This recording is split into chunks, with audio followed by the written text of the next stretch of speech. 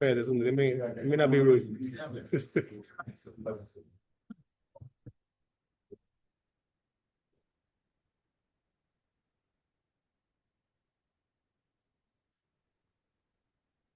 Ready? Okay. Let's start. Call to order. Ms. De La Vega, Present. Ms. Perez, Present. Mr. Rodriguez, Present. Mr. Tunidor, Present. Mr. Zogby is absent, Mr. Junco. Mr. President, you have enough members to conduct business. Thank you. And for our invocation will be Ms. Marbelli's clock. Lord, we pray for your continued blessing upon our country, the city, its residents, employees, mayor, and council. Amen. And thank you. And our pledge of allegiance will be led by Ms. Councilwoman Perez.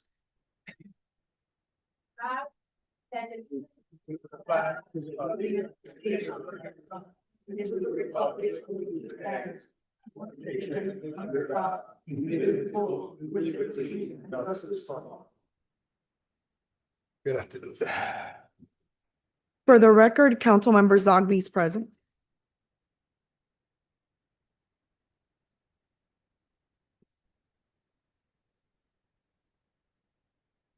All lobbyists must register with the city clerk. As a courtesy to others, please refrain from using cellular telephones or other similar electronic devices in the council chamber. A maximum of 3 speakers in favor and 3 speakers in opposition will be allowed to address the council on any one item. Each speaker's comments will be limited to 3 minutes. No signs or placards in support of or in opposition to an item or speaker shall be permitted within the council chamber. Any person, whether participating via the web platform, telephonic conferencing, or physical presence at City Hall, interested in making comments or posing questions on matters of public concern or on any item on the agenda may do so during the meeting. Members of the public may address the City Council on any item pertaining to city business during the comments and questions portion of the meeting. A member of the public is limited to 1 appearance before the City Council, and the speaker's comments will be limited to 3 minutes. Individuals should be respectful of the elected officials and staff that are on the dais and make every effort to speak with a moderate tone using appropriate language and avoiding personal attacks. Members of the public in the audience shall refrain from shouting or making remarks from their seats to the mayor, council members, or staff sitting on the dais. The public can view public meetings on the city's YouTube page. Okay, next item, please. Presentation. Okay. Good evening, everyone. So I have a proclamation. It is recognizing June 29th as Scleroderma Awareness Day. And we have here a foundation. It's it's called National Scleroderma Foundation.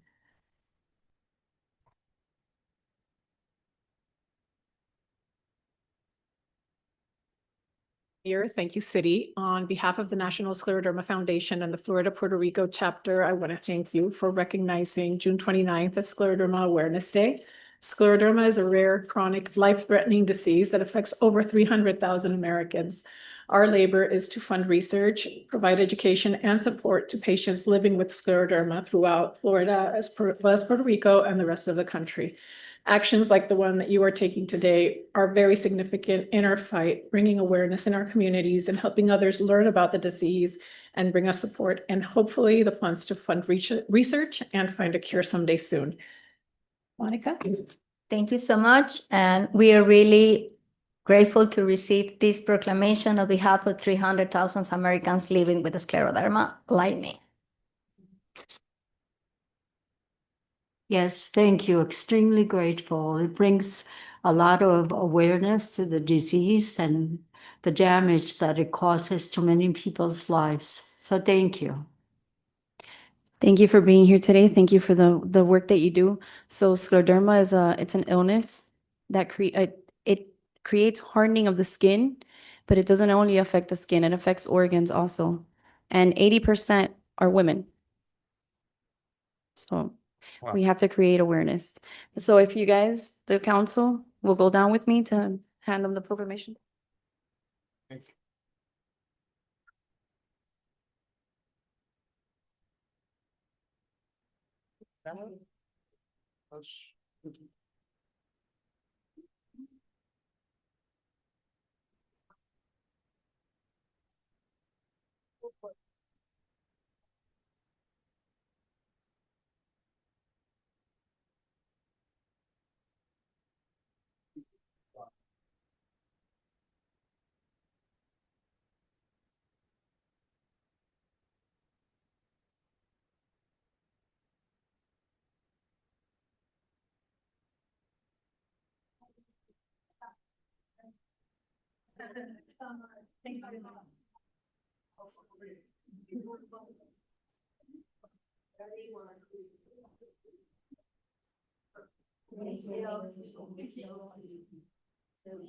Nice to meet you. Nice to meet you.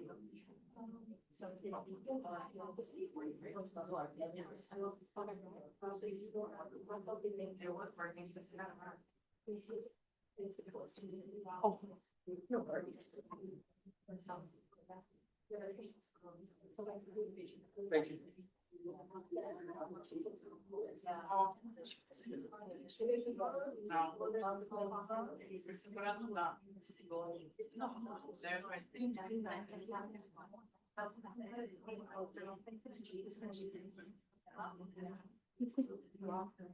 I don't know why.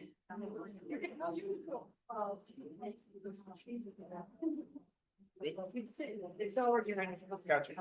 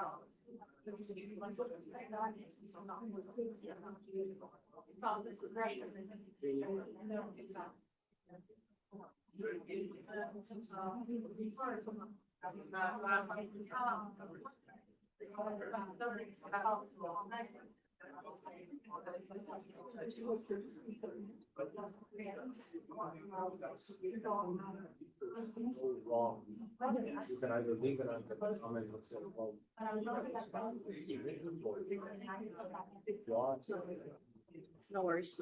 We're good.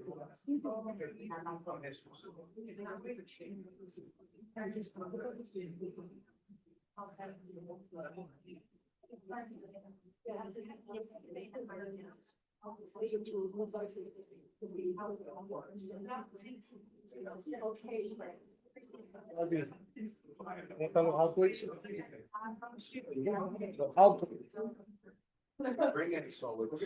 Bring my.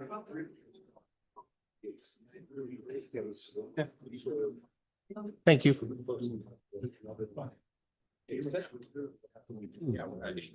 Bridget, you want to do? Thank you, sir. I did. Next one, we'll be talking now.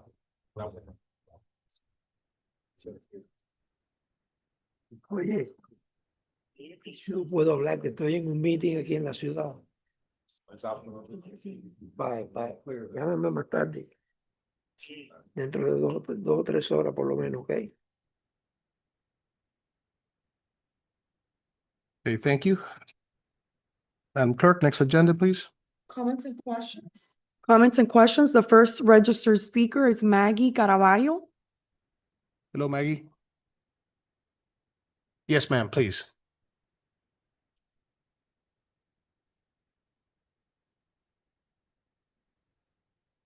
Welcome, Maggie. Name and address, please.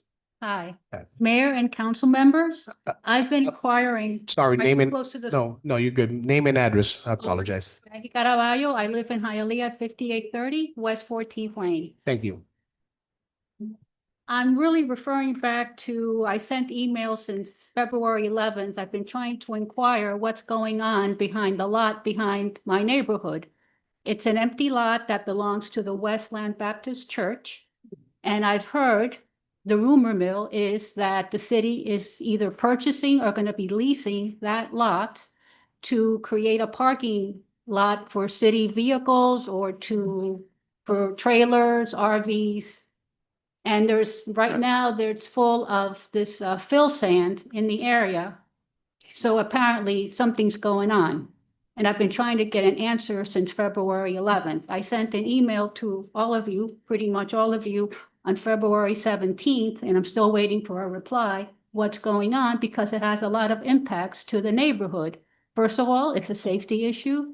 Mhm. It's an environmental issue. There's pipelines that run through there. Also, it could affect flooding, future flooding, because right now, because of that lot, there's a swale and all the water seems to collect there. I live, even though it's rated as an AE, a flood area, I've been living there for over 30 years and we've never flooded, while other areas of Hialeah do flood. Also, it's going to reduce property values because nobody wants to buy a house. It's got a bunch of trailers house right behind them. It's a safety issue. There's going to be people coming in and out. You don't know what kind of element they are. And knowing Hialeah, we could have people living in those trailers or boats. And it's environmental issues, like I mentioned, because of the pipelines and the noise issue. So I really would like to know what's going on, if there's going to be a zoning change. If there is, then the residents need to be notified of any zoning changes.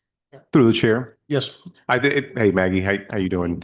So I when you sent the email, and must have been a couple months ago, but we did look into it, and I don't know if zoning's here today, if Claudia's here, but it's my understanding. Are you familiar with the lot, Alex? Well, it's my understanding, Maggie, that there were no plans at that time when we had looked at that were submitted. Now I don't know what the actual construction is, because I did drive by there and I did see piles of sands or rocks, but Alex, can you share some light?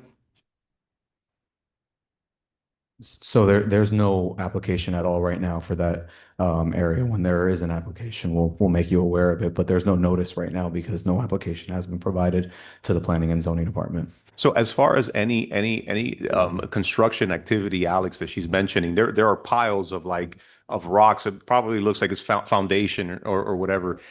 Do they need a permit or something for that? Or They could. It's possible if they would need something for building. If there's fill, it's possible that they would need a permit to put the fill there. But we can have somebody go and look at it to see if there's anything. Maybe there's a code violation that's occurring, so we can check it out. City or the church? No, well, the city that's not city property. the city doesn't own the property. Leasing it at some point. no, So it's something to do with then the church's hand is, with private property, correct. so can someone find out what are their plans for that? And But we let- can find out what's going on if my executive assistant or my chief of staff will get your information, if you can give it to them, Okay. and then I'll reach out to you. I'll find out. I'll do the due I'd diligence. like to know because it's interesting. It impacts all of us in the neighborhood. Okay, Thank you. Thank you very much. thank you.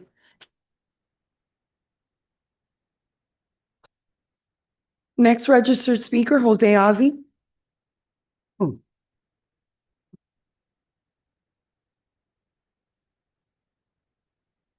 I want to pass out this ordinance before I start. Yeah, Sir, she can do it. She can do it. Thanks. There you go. Name and address, Ozzy. Start.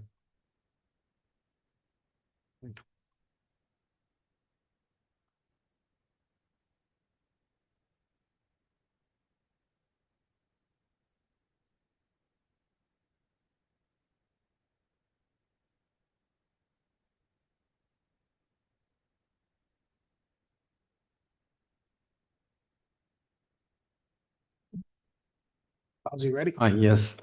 Good evening, everybody. Jose Aldi, 788 Southeast Park Drive. Yeah, I want to start out, Mayor. I met you kids out there. They're very wholesome. You know, I know you're a believer. I know you more than anybody else know that God has lifted you for a time like this. And you're an example, like in the Old Testament, God just raises ordinary people. And I honor you for that. And I know you're in a tough situation. And some of the things I talk about is not you, it's just prior administrations. I want you to understand that. I want to start off by thanking Jose Sanchez and the Director of Streets in Southeast Hialeah between 8th Street and Hialeah Drive. They fixed 7 streets, not just the street, drainage and sidewalk. And where I live on Park Drive, there's very big trees, and they've repaired all the sidewalks on Park Drive. So I want to thank them for that. I also want to thank City Attorney Rafael Suarez and Alexander Migrasso for that ordinance it wasn't being abided to, you know, they didn't require the residents, the developers to do that. And now but I hope you take it a step further, you know, not only the minimum requirement. I hope you bring up Alexander Migroso up here in front of the ethics department, Miami-Dade Ethics. They told the city of Hialeah, what you're doing is legal, but it's not ethical. Like it's not ethical not to produce something in English, right? And in Spanish when we're 95% speaking. And it's not ethical to bring up these big projects and not tell anybody about it. Like the project in Slade Park, you know, we told the residents of Slade there was gonna be 200 extra students. Nobody told the residents that we're gonna take away first 2 baseball fields, then 1 baseball field. So I hope Mayor, like, in your short time, I know it could be a long time, right? It could be another 5, maybe 8 years. You could bring, you know, these big projects instead of bringing it secret. Tell the residents, hey, this is what's happening. You know, if it's a good project, they're gonna go for it. But the secrecy that we've been doing, I hope it changes, and I'm grateful for the attorneys for at least following that ordinance from now on. The other project, you know, Mayor Bova on the way out, he privatized 5 of the parks. To this day, we haven't got the contracts, you know? And you had the purchasing director and Parks and Recreation director come up here, and he lied to all of us. He said 75% of the people that are gonna use that contract are gonna be the city residents. You know, it's a lie. To this day, that contract has not been provided to us, you know? And then like this waste management project, yeah, it's such a good project that we asked for the lobbyists for a meeting with our residents. We got no meeting, you know, they wanted to do a little WhatsApp and we asked them 8 key questions. We got no answers, you know, so Mayor, I know you've inherited a lot and you know, I look up to you, what God has done with you, but I hope, you know, more transparency and like more honesty and, you know, you have these huge projects that are affecting so many people, you know, like I think the residents should be aware of and, yeah, I hope you consider that. And I know you're in a tough spot again. I know it's not hard. Where you're at, where you're doing is extremely hard, especially with a short learning curve. But thank you for listening to me. Thank you, Ozzy. Next item, please. Frank de la Paz. Oh, sorry.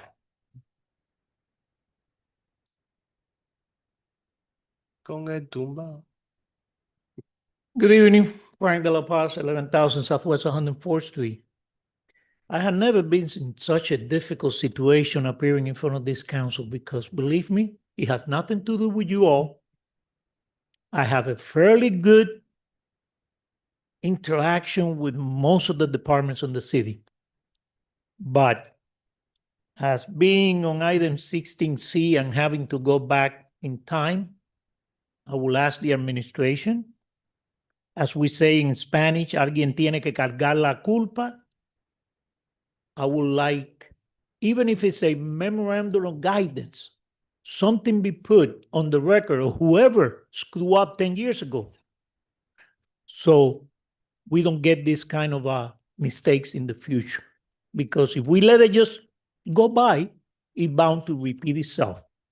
So even if the person, whoever did it, is no longer here, I don't want no punishment, I don't want not, but I want somebody to be guided, whether it be in this department, purchasing, finance, whoever had to make those decisions, even if they're no longer here, put it on file. So if next time it happens, we have something else to discuss. Because as I stated many times before, construction loans cost money, delay costs money. Thank you. Thank you, Mr. De La Paz. Anyone else? Emigildo Alvarez.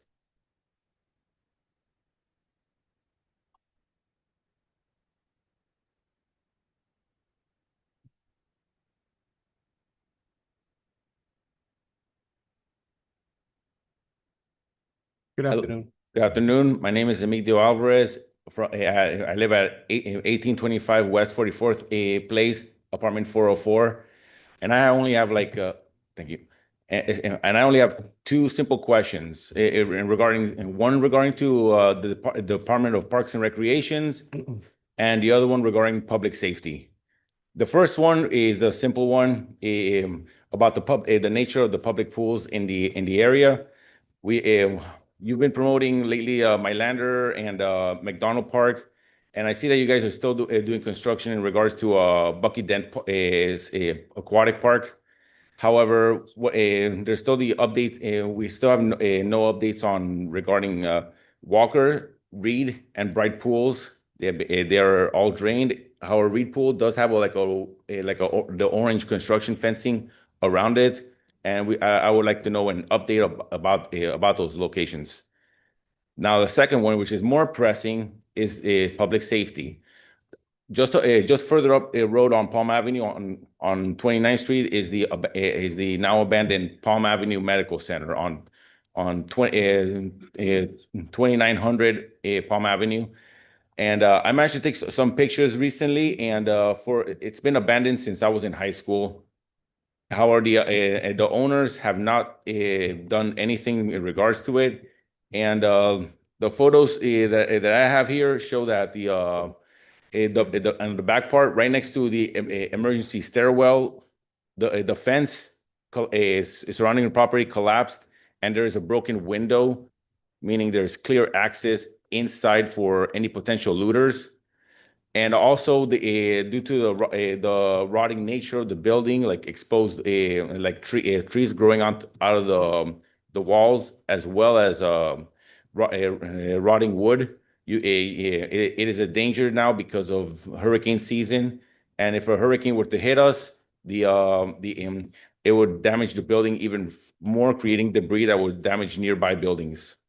Okay, All right. thank you. Raquel, Mr. Chairman, if I may to respond. yeah, Raquel, do me a favor, 1 second. When De La Paz finished talking, can you get this gentleman's information so we can personally call him, please, and give him the information? I don't see nobody from I Parks. think Frank might have the response. I think it's been My name is bought out. Frank De La Paz, 11,000 Southwest 104th Street, on behalf of 2900 Palm Avenue, property owners of 2900 Palm Avenue. We have been working diligently in getting the plans approved to refurbish that building. There's not a week that goes by that we don't have to call the cops and get the homeless out of there. We are about maybe, it depends on the plumbing department right now in the city, how quickly they will approve the plans. It's the only review that is pending. Got it. We have to, in order to get our permit, we even have to build new water line service in that neighborhood, new fire hydrants, because there's no fire hydrants on Palm Avenue. There's no water service, so it has been a challenge. I will make sure that instead of once a week, we go by the property more often and continue to call the cops and try to secure as much as we can. But I do believe that within 30 days, we should have permit on hand and working on that building. Thank you, Mr. Alvarez. And as far as for the answer for the pools, the information, we'll give you a call. Okay, thank you. Next person, please. Jacqueline Hill.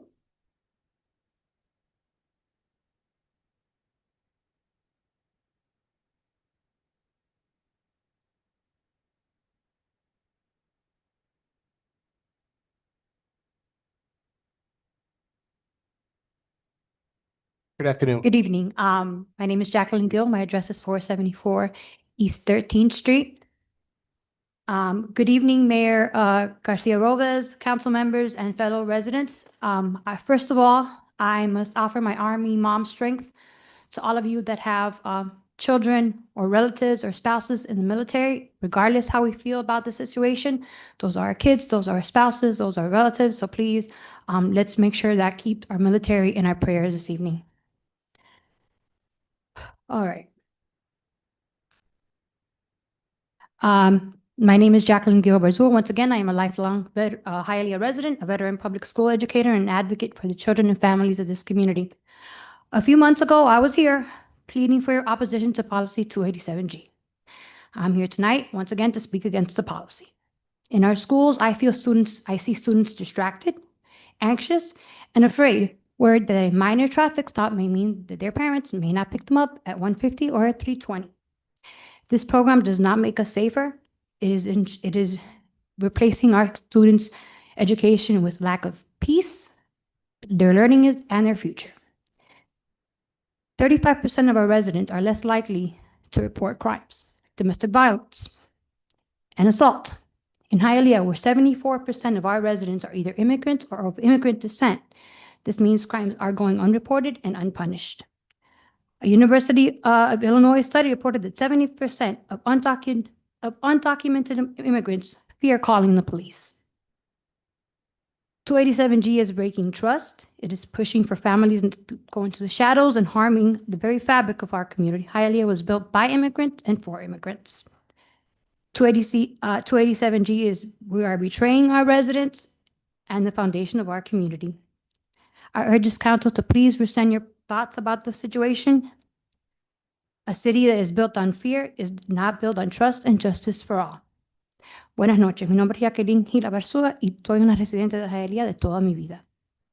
Hoy hablo contra la póliza 287G.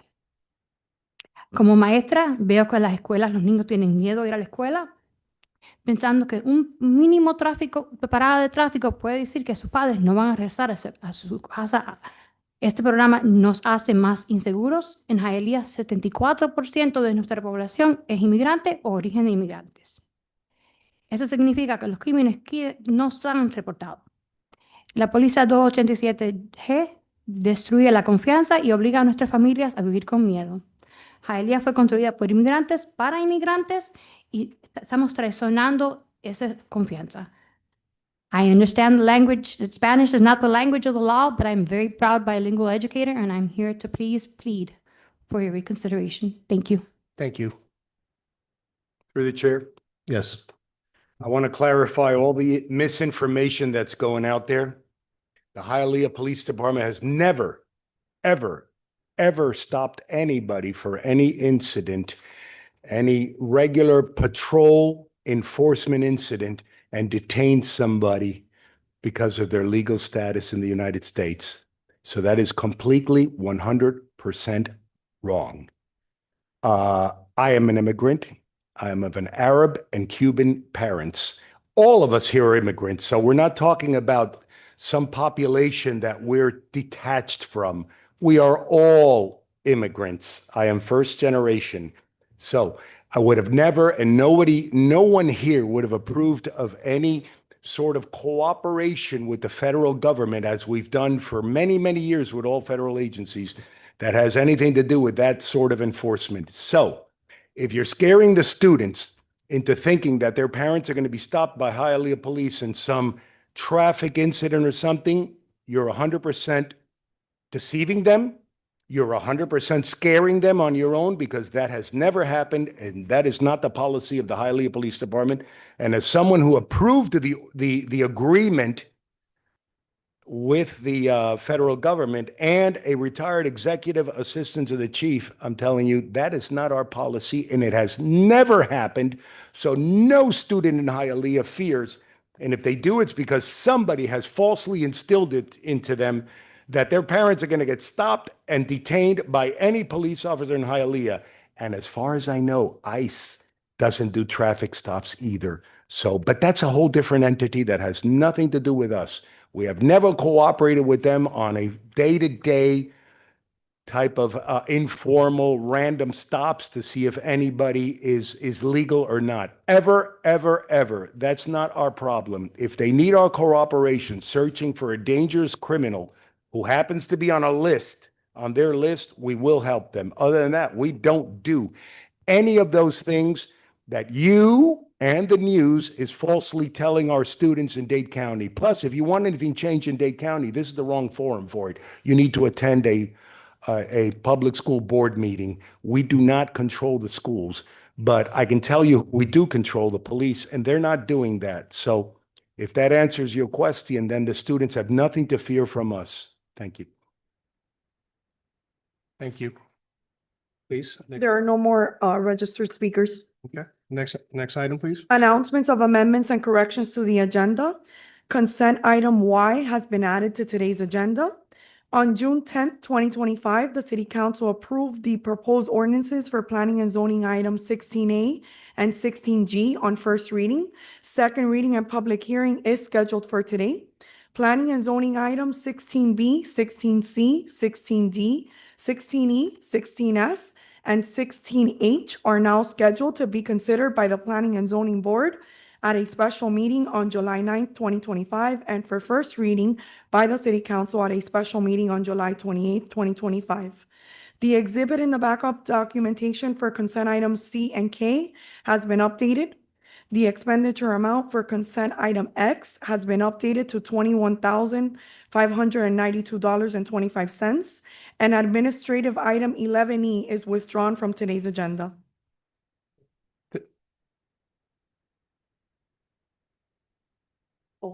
Say it again. Sir, I believe there's someone in the audience who doesn't speak English who wants to address the council. Yes, please. Thanks. Señora, ¿usted quiere hablar? Ven, Yolanda.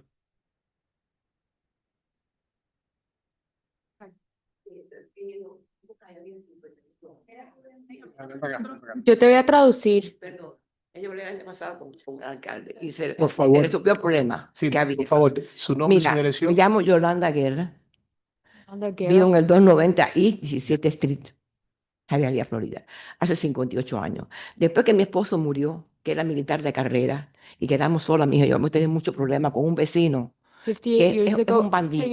Y Señora, le voy a explicar por qué es un bandido. señora, yo le tengo que traducir, entonces si puede ir oración Ok, por oración ok. para que yo le traduzca. Sí. My husband was a military man. No sé si quiere continuar. Thank you. Empiezo. Sí. Sí.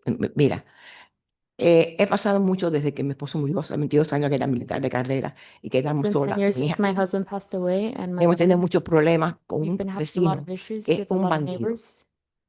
That Y is digo que es a bad bandido person. porque a mi primo que era alcohólico y mi tío le dejó la casa que trabajaba en My el cousin was Jacksonville. an alcoholic Aparte de and haber sido since left, capitán del ejército cubano que combatió Fidel Castro 2 años y medio. he fought against Fidel Castro. Entonces él le dejó al alcohólico, mi primo, My porque cousin padecía de la vista, no podía manejar y él le couldn't dejó al drive. alcohol, que el hermano de él, que era Peter Pan, se encargara His de él, brother de la was Peter casa, Pan de ser el and que se encargara. No le hizo caso he had to be y in mi charge of the primo house. My no cousin fue a las autoridades a obligarlo. was obligated Entonces, cuando se cortaba el pelo, él se when he encontró would este cut hombre his que estaba hair, enamorando a la dueña de la peluquería que estaba en la 16, he would en threaten Palabra, the person en at the Shopping hair Moreno. salon. Le dieron la idea que él estaba debiendo de juego y de alcohol 80,000 pesos. Y entonces él le dio la idea So de he que had él se the los iba a idea dar. Él that no, he was porque going to no go tenía ahead and dinero. give them the La mujer money. que era 34 años mayor que él. So the woman was 34 years older than him. No sé si quiere. Entonces le dieron los Therefore, $80,000 y le prometió que iba a seguirle pagando la casa. $80,000 were given to De esto him. hace muchos años, era una casa de This was a while ago. $400,000. La fabricamos The house was 2 about lotes con $100,000. P&H Production en el año 69. Mi esposo y yo, la de la esquina, y convencimos a mi tío para que coincida la otra. En ese entonces valía hasta posiblemente más. Lo convencieron. Nosotros hemos ido a muchos abogados, We have gone to many pero lawyers. no creen que él estaba deshabilitado en un tiempo por el They gobierno. thought that he was Porque no, yo creo que no debilitated for a solamente while. parte de la vista, sino él y He por has el alcohol. terrible Posiblemente vision, and él because of the hizo esa venta alcohol, porque le estaban persiguiendo, porque tenía dinero de juego y de alcohol. Pero a lo mejor él because of the no alcohol, he calculó was lo que era. Andan tirados por allá, por Orlando, tirados, se puede decir. there. Pero ahora yo vengo, más que nada, porque me ha hecho muchas cosas ese hombre, que quiere That man también has done a comprarme lot of mi things to casa. me, and one of them trying to Me metió get un animal que a la hold of my policía fue el house. año pasado a mi casa. Un animal rarísimo, pusieron un hueco en el techo. They made a Lo hole in metieron. the house. Y ese There's animal fue something. hasta There el was an baño. animal in my house. Me siento en el inodoro y cuando siento un ruido dentro de la I was bañadera, using the restroom, ese animal and de there mediana was an estatura, animal. con un hocico largo, con unas espinas. Los policías, que fueron There were gatos policemen grandes, at no my se lo querían property, llevar. And they didn't want to Al take the fin, uno animal. que estaba estudiando, yo le busqué en la coche y se llevó. Me ha quemado hierba, He's cut my grass. me He's ha burnt my grass. tumbado mata. Sin número de cosas me ha hecho. There's been a number of things he's done to Ahora me. me caí Now I fell porque tiene gallinas y pollos because he y has en su casa, chickens and al lado hens de in la his mía, property. Ya. tiene hierba artificial. Has a lot of Ya. herbs Y todos and esos pollos, que son como 15 o 20, Ya. los suelta por la mañana, Ya. hacen caca por todas partes. Viene el So- que corta la hierba, so- sacan tierra, me han There's a destruido lot la of- hierba. La primera que deja que di a la ciudad, the first me quemaron la hierba con ácido. the first complaint to the Gracias, city muchas was gracias. Mira, vamos, El portal, los muebles del portal que son telas, mira, llenos de porquería de gallinas y de pollo. mira, señora, gracias. Mira, denme la información, vamos a investigar. Mira, Raquel está en la esquinita, señora que está ahí, dale la información en este momento y nosotros vamos a investigar. Yo sé, déjeme terminar, yo sé que yo vivo muchos años en Hialeah, que por hace tiempo Yeah. atrás, muchas personas cuando Mariel vinieron quisieron poner pollo. Okay. Y aquí hay una ley que no lo permitía. There's a ley that does Gracias. allow Una for ley that. que no lo podían tener pollo. Ok, permiso. Wait, through the Permiso. chair. Y que le ponían multa a que Sí. Señora Yolanda, señora, lo que usted está buscando es ayuda porque las gallinas, Quite a few different things. And she has to do a report. Mira, señora, Pues sí. señora, vamos, ella te va a enseñar cómo hacer un reporte este momento. It's quite a few different things. okay. Thank you. Just because, Counsel? sorry, through the chair, Yes. just because she brought up also the issue on the chickens, Mr. City Attorney, can I ask if there is anything in place that protects residents from unwanted livestock? Do we have anything? They have to call a removal company. You're not supposed to have, I mean, whether the city wants to constitute like a cluck or buster code enforcement thing or is not, it's something some cities have done it. You're not supposed to have a wild fowl running, but in the city, but many areas in South Florida have a fowl running throughout, so it would be the law, but code enforcement is going to cite basically if an owner has 5, They're in a cage. right, if they're in a cage, there's no violation, but if, again, is. wild fowl running loose, It is. You're supposed to have chickens in it. you're not supposed to have chickens. Yeah, So so any- you're not supposed to have wild fowl. Yeah. So if they're in know. a cage, there's a fine. Yes. But if they're Yes. not in a cage, Well, they're not, You can't find a home. You don't know who the owner you don't know who the owner is. Code enforcement only cites to the owner. It only goes against the property. So if the owner is not responsible because the chickens are free roaming, you would probably have a difficult code enforcement case because you couldn't attribute it to that person creating the situation. So it's a challenging issue. Have I answered your question? thank you. Yes. Thank you. Through the chair. Yes. Yeah, Mr. Attorney, Rafael. You're absolutely right. As police officers, we dealt with this a lot. Even if you feed them, even if the neighbors say, but he feeds them every day, it's in their yard. Doesn't mean if you feed them, you own them. If you house them in pens, then you're illegally raising livestock. But if they're loose around the neighborhood, in front of your yard, in your yard, in front of your yard, in the neighborhood, that becomes a challenge because it's right. Who does it belong to? Yeah. Correct. Can you feed a wild animal? That's something that, sure, people feed birds and cats all the time. We can't, right, fine them for that. So that's the challenge with the chickens and the roosters. Unless somebody is raising them where we can see they've got these cages and these pens and they're actually raising them in the back, but if they're not, Yeah, we can't find. just because they're in the yard doesn't mean it belongs to them. No, and thank you for Birds flying bringing into up my my, yard. yeah, no, thank you for bringing up an Yeah. excellent point. You're It's right illegal about to that. have them It's my understanding. caged or to be, harvesting or, raising fowl for fighting or for any other purpose, Right. so thank you. All right, Correct. thank you. Yeah, just come to the podium, ma'am, please. You got a name and address. Actually, but so sorry, guys, everybody. So, ma'am, I'm sorry, I cannot, ma'am, I'm sorry, I cannot let you speak right now because if I do, I gotta let everybody else. So I do apologize. Okay, thank you very much. Thank you. Appreciate that. Next agenda, please. The consent agenda, please. Can we still pull items?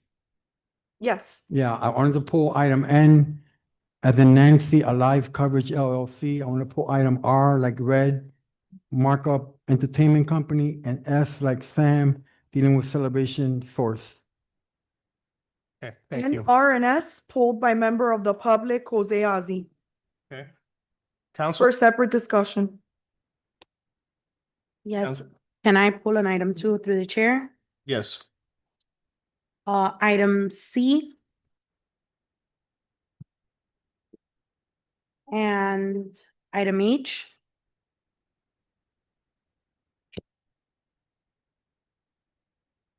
I had a circle too, by the way. I had 8 circled, yeah. All right, can I have a motion? Motion. Can I have a second? Got a first and a second. Mr. Rodriguez? Yes? Mr. Tumidor is away. Mr. Zogby? Yes. Ms. De La Vega? Yes. Mr. Junco? Yes. Ms. Perez? Yes. Motion carries. The consent agenda has passed, except items N, R, S, C, and H. Consent item C.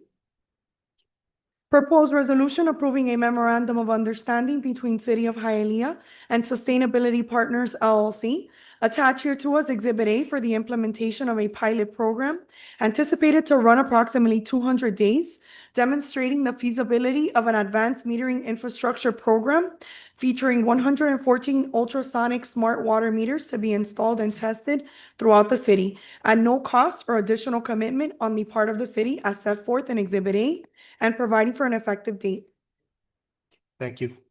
This is, I can tell you what it is. I mean, they can come up anyways and explain to you a little bit deeper into it, but this is for AMI. We're gonna do a pilot program with the meters. It's gonna be electronic meters. So, yeah. So then what's gonna happen is instead of having someone else going out to read it, they install these meters that are electronic and they just send the reading. And it's gonna be a pilot program to see how it works. It's like, how many houses? Like 300, 400 that they're gonna try out with no obligation. To With see what? how, I'm sorry? no obligation at all whatsoever with them. It's to see how it works, to see if we like the system and. I remember that we had this discussion about these machines and there was some disparity and some Is anybody from confusion. Public Works here? Is Kevin here though? Oh, there he is. Kevin is here and he can explain. This is Got a the, broken wing. Yeah. I do want to add to what the mayor said, that the pilot program is at no cost or expense of the city. And At this point, it's. And this helps find if there's leaks. So. Yeah, remember we briefly spoke about this, I would say 2 years ago, or I think right when you got on board.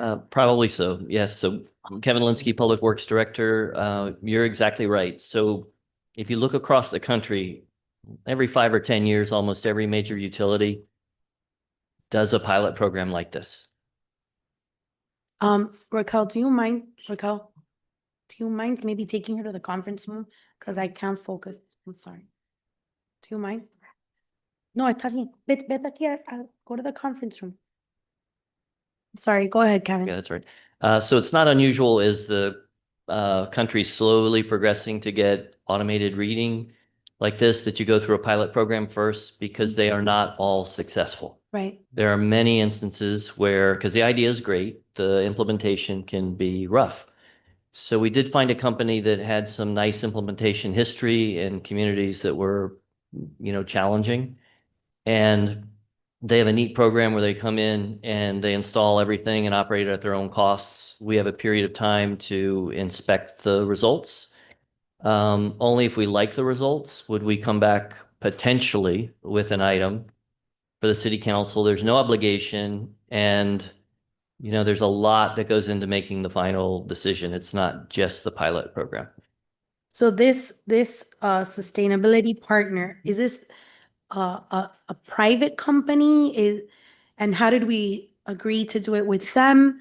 I don't know. I would feel a little bit more comfortable if maybe we had some kind of presentation, if something came before us before we committed to this particular company, and have some data. So you have. I will say the way it was designed, and we did get, as in many areas of our business, people come in and make proposals, and many times you like them, you don't.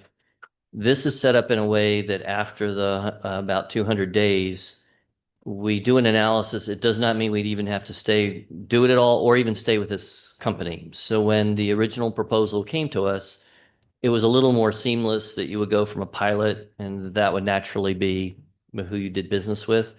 This has a little more of a breaking point where when we look at the technology, the door is open still at that point to do business with whomever we want to, or no one at all. Okay, but this doesn't even give us a full of like 2 readings because it's only 200 days. So in this case, it's fundamentally daily readings, but we will be getting the data. To compare like 2 water bills. I don't think it would encompass, Yeah, it would, it's, Would you it? know, with that 200? so there's probably 120 days of when the meters are going to be given readings. So in the range of 4 months, I guess. And we will look at to see, was it accurate? We're going to compare it to what the averages were for those bills before. One of the primary reasons to go with a company, any company, is because you can get some cost recovery. Because these systems are relatively expensive. They cannot compete with a human, believe it or not, who runs around at $17 an hour and does 100 homes a day. That's just much cheaper. But the data's a little stale. You get all the normal problems. So this should be enough to tell us whether there's some cost recovery, because one of the benefits of the program is that if the old meters were reading less water loss, these pick it up quicker and they can detect leaks.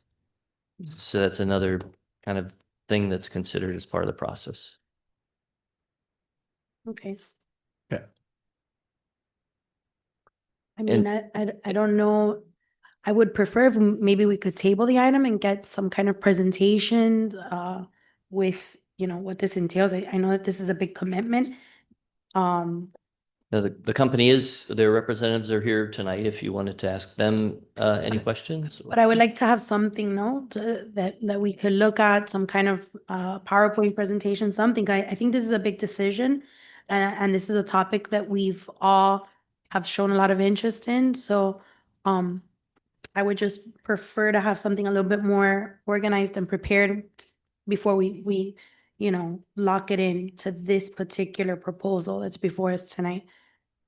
Through the Is chair. that something we could get from the company that's here? Can they put forth maybe what other companies they've worked with, what other municipalities, what kind of data we're looking forward to? You said that it should be favorable for who? For us as a municipality or for the resident?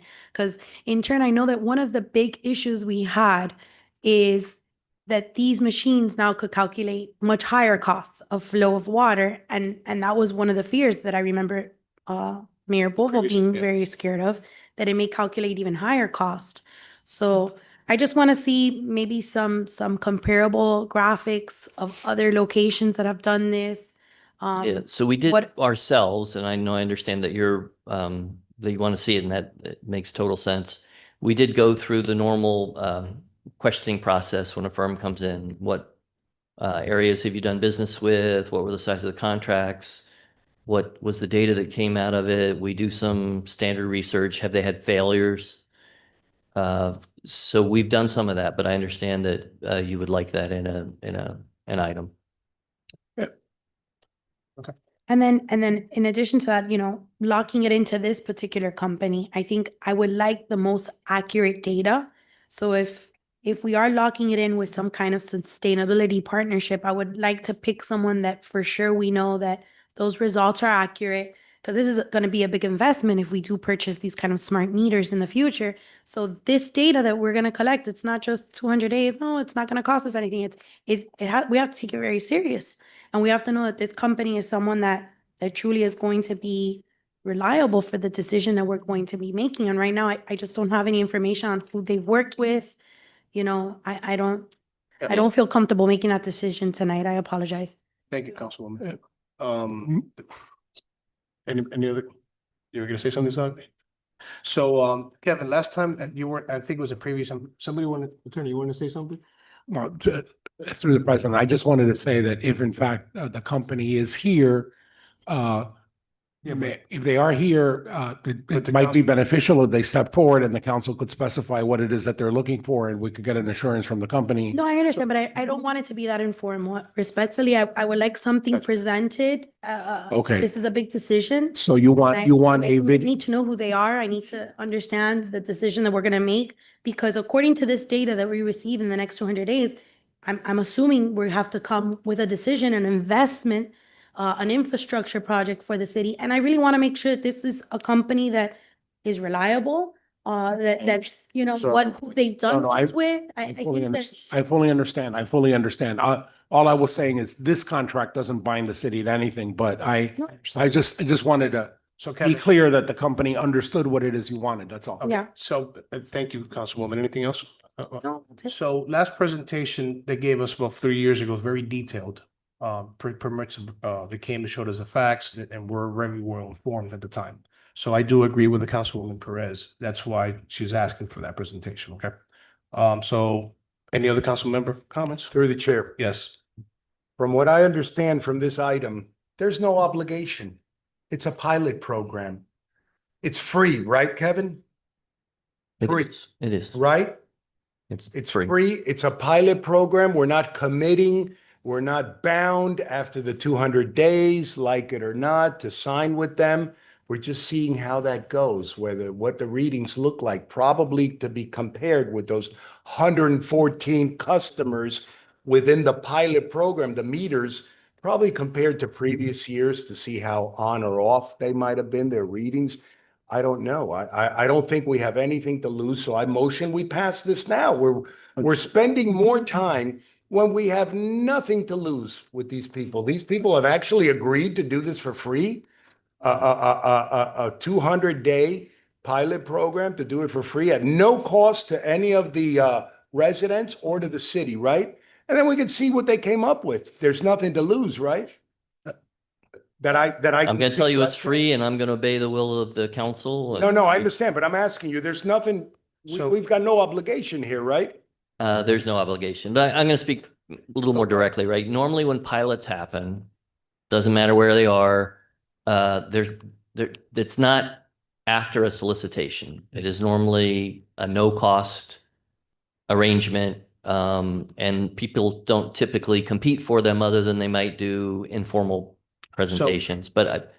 So this is a regular process that I certainly have done many times, but I absolutely will obey and honor the will of the council, whatever, however it likes to deal with these issues. I will follow that preference. Any other comments? Through the chair. Yeah. I mean, I don't think Councilwoman Perez brings up a good point, right? And I don't think that more information would hurt. I personally don't know anything about the company either. What's their success rate in the readings, right? I mean, can we just table it and just give us that time? I know. Maybe a presentation. Usually we are brought into, or given more information on certain items. It would be useful, I think, before we make a decision. It also helps, right? Because if the pilot is successful, then it's easier for us to make a decision up here if it is the next step as to that's something that the city wants to move forward with. So I'll put in a motion to table it. Or we got a But I think motion we already first. have a motion. And I had said motion to table. That was my initial motion when I finished speaking. so do we take the first motion? Okay, so the first for Monica's motion, a second? Can I have a second for tabling? I need a date certain, ma'am, to be able. However long it takes for them to conduct a, I don't know, a PowerPoint. Our next meeting in August? I'm sure they could do that. If it's required, I guess. Yeah, they're giving an affirmative, yeah. So Motion to table the item until August 12th. we have a motion from Monica. Can I have a second? Second. Second, we got a first and a second. Ms. Perez? Yes. Mr. Rodriguez? Yes. Mr. Tundidor is away. Mr. Zogby? No. Mr. Junco? Yes. Ms. De La Vega? Yes. Motion carries. The item is tabled until August 12th. Thank you. Thanks, excellent.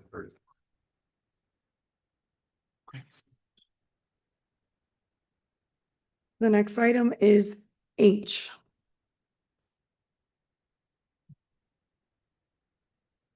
Request permission to increase the expenditure threshold for services from GNP Engineering Group Incorporated by an additional amount of $36,750 to be allocated between the four properties for a new total cumulative expenditure amount not to exceed $64,000 for the following city properties: Parks and Recreation Warehouse, Police Headquarters, Fire Station Number 3, and Solid Waste. The funding for this expenditure is to be drawn against the following accounts: Parks and Recreation Warehouse 7 from the General Fund Repair and Maintenance Building Account Number 0013130572461. Police Headquarters General Fund Contractual Services Account Number 0011000521340. Fire Station number 3, Fire Rescue Transportation Fund, Repair and Maintenance, Building Account Number 109-2000-522-461. Solid Waste, Water and Sewer Division Fund, Repair and Maintenance, Building Account Number 450-9500-536-461. Jorge Martinez, 900 East, 56th Street, Building 1. Hi, Jorge, how are you? Just wanted to see how these projects were coming along and what's like the proposed end date for some of them. Okay, this is the reinspection of the buildings. Mhm. That is mandatory by the Dade County. We use several vendors. And this vendor and Easter engineer has been done all the inspection this year. Okay. We have 5 inspection done. We have paid 3 of them. 2 of them will pass the $25,000 PO. That's the reason that we want to increase the PO to pay the last 2 that we already done, plus 5 more buildings that are coming now for inspection before the end of the years. And how's it going? How are the inspections? What are we finding? How are the Okay, buildings, the condition? Yeah, the inspection is the recertification of the building. That Right. includes structure, lighting, Right. electrical, plumbing, and thermographic. Thermographic is the heat. inspections we do in the fire electrical panels. We have found some different issues with the building, but my team is repairing the building because it's minor stuff. It's Right. not something in structure. It's sometimes it's a problem with the fire panel that my electrical team is doing. Sometimes it's just fascia of the building, but nothing serious. Nothing serious so No. far. Okay, yeah, I just wanted to follow up to see what you've noticed, if there's been any like serious findings on the inspections. That's it. That was just my follow-up question, Jorge. Thank you so much. You're welcome. I motion to approve. Got a motion? Can I have a second? Second. Ms. De La Vega? Yes. Ms. Perez? Yes. Mr. Rodriguez? Yes. Mr. Tumidor is away. Mr. Zogby? Yes. Mr. Junco? Yes. Motion carries. The item is approved. Next item. Consent item N, request permission to ratify the issuance of a purchase order to Alive Coverage LLC to provide on-site photo and video coverage for the City of Hialeah's 4th of July event in a total amount not to exceed $32,640. The approval of this item requires a waiving of the small purchase threshold. The funding for this expenditure is to be drawn against the general fund. Special events 4th of July account number 001-3150-574-492. Hi, Jose Aldi, 788 Southeast Park Drive. Yeah, I want to speak in general, like the 4th of July event. We spend more money on the 4th of July than any city in South Florida, not just Dade County, South Florida. Okay, and that's okay if we have basic services. We just had the men up here point out that 4 of our 7 pools are closed. And what was the answer? We'll get back to you. You've known this for a long time. So what's happening with the special event department, when I was the director of Mylanda Park from 1990 to 1996, it was all done in-house. When Mayor Robina ran for mayor of Miami-Dade County, this special event department was created, right? And little by little, we've gotten less money to the Parks and Recreation Department, and half that money is being taken to the special event department. And here we are, we're spending $32,600 on a videographer and photographer. That department already has a videographer and photographer. I was here last month and I pointed out that we have no programs in our parks, right? All of them. You got a list, and Councilwoman Perez, you pulled a stunt. You had someone from Recreation come up here, talk about a program that had 12 girls in one of the parks, when the main issue, we keep ignoring the main issue, It's like the main issue is we have no programs, The main issue is we're spending more money on political things, on special events, on just, we spend a lot.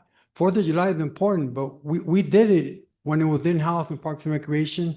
With all this money, I mean, it's like $500,000, probably more. Mayor, I hope you look into compare the budgets each year, how we're giving more and more to special event, these things advertising politicians,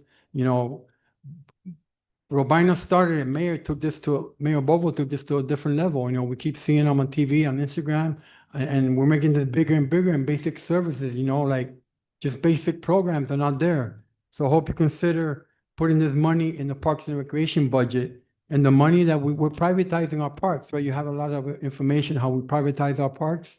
That money is not going back to Parks and Recreation, going back to the general funds, and we keep spending more and more money on these like special events. So yeah, I hope you consider, the job of Parks and Recreation is not to produce a major league player, is not to produce a superstar.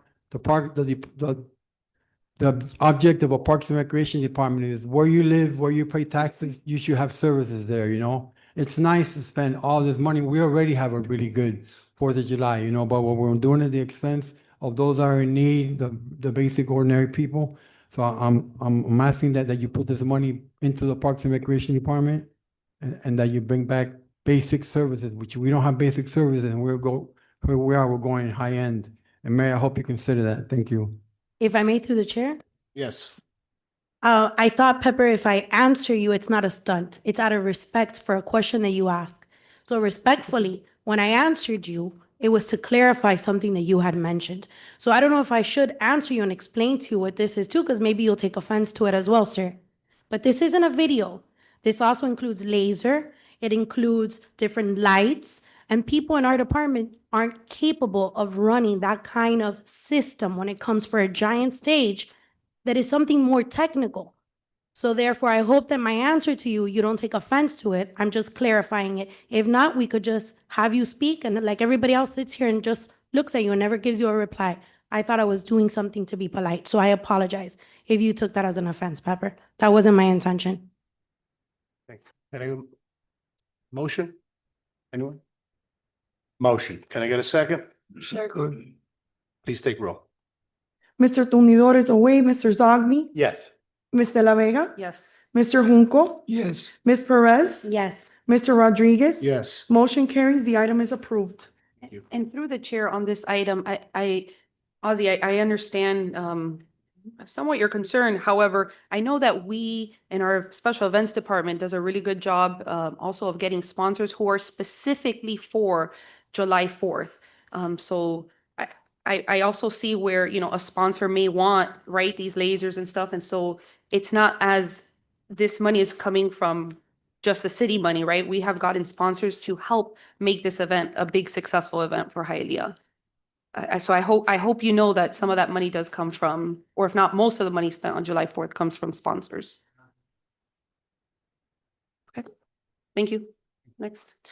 Consent item R, request permission to ratify the issuance of a purchase order to Mactub Entertainment Corp. for a live flamenco music performance by American Gypsy Kings at the Hialeah Food and Wine Festival in a total amount not to exceed $32,000. The approval of this item requires the waiving of the small purchase threshold. The funding for this expenditure is to be drawn against the general fund, contractual services, city centennial account number 001-8500-519-343. Name and address, please. Clock. Thank you. Jose Ozzy, 788 Southeast Park Drive. I'm not trying to offend anybody. I'm just, hopefully, Monica, I apologize if I offended you, but I'm bringing awareness. Maybe you're not aware of what's going on, There's another example where, when we have special events in the Parks and Recreation Department, we had more events than we do now. The Youth Appreciation Day was the largest, now it's 5% where it used to be because we have no kids in our programs. This is a perfect example, okay, of money where the top 5% are getting a lot in the basic, okay, for the summer lunches. There was another stunt. You brought up the staff from Parks. I'm sorry, I didn't want to use that word because I know some of you get offended. Another trick that you guys use, you had the Parks and Recreation Department, and they told you we have summer lunches in all the programs. That is not true. Parks like Southeast, Bright, Palm Lakes, and others don't have lunches. So, Mayor, I'm asking that you take, instead of $32,000, I'm asking that you spend $16,000, but you could bring a nice, I'm not asking you to eliminate this program. I'm just asking you of the $16,000, take half of the $32,000, and you could open up in the morning, Bright Park, Southeast Park, Palm Lakes Park, and Casas Park, right? The parents right now don't have the ability to drop off their kids in the summer because the parks don't open till 2 o'clock. The state of Florida gives us free lunches. For the last 50 years more, we've offered free summer lunches, which is completely free to us, to the And we have to forfeit those lunches, which there's a lot of people in need, you know. I know this is nice, you know, people that go to a food and wine, let them see flamenco. I'm not against that. But, you know, you have families here that the parks don't open till 2 o'clock in the summer. The kids can use the park in the summer. They don't have lunches, which are free to us. And with $16,000, Mayor, this is something next week, you go open up those parks and they qualify for those free summer lunches in the state of Florida. So Mayor, I'm asking you to consider, instead of spending 36,000, you spend 16,000. And those 16,000, which you're gonna have a lot of money left over, open up those 4 parks that I gave you. We have a lot of need for those summer lunches and provide the lunches and give the people that live in that community, which they're paying taxes, right? I live by Southeast Park. People live by Southeast Park. People live by Bright Park. They have the right to have programs in the park and the free summer lunches. And with $16,000, you could do that. And so Mayor, I hope you consider that. Council President too, I hope you consider that. Thank you.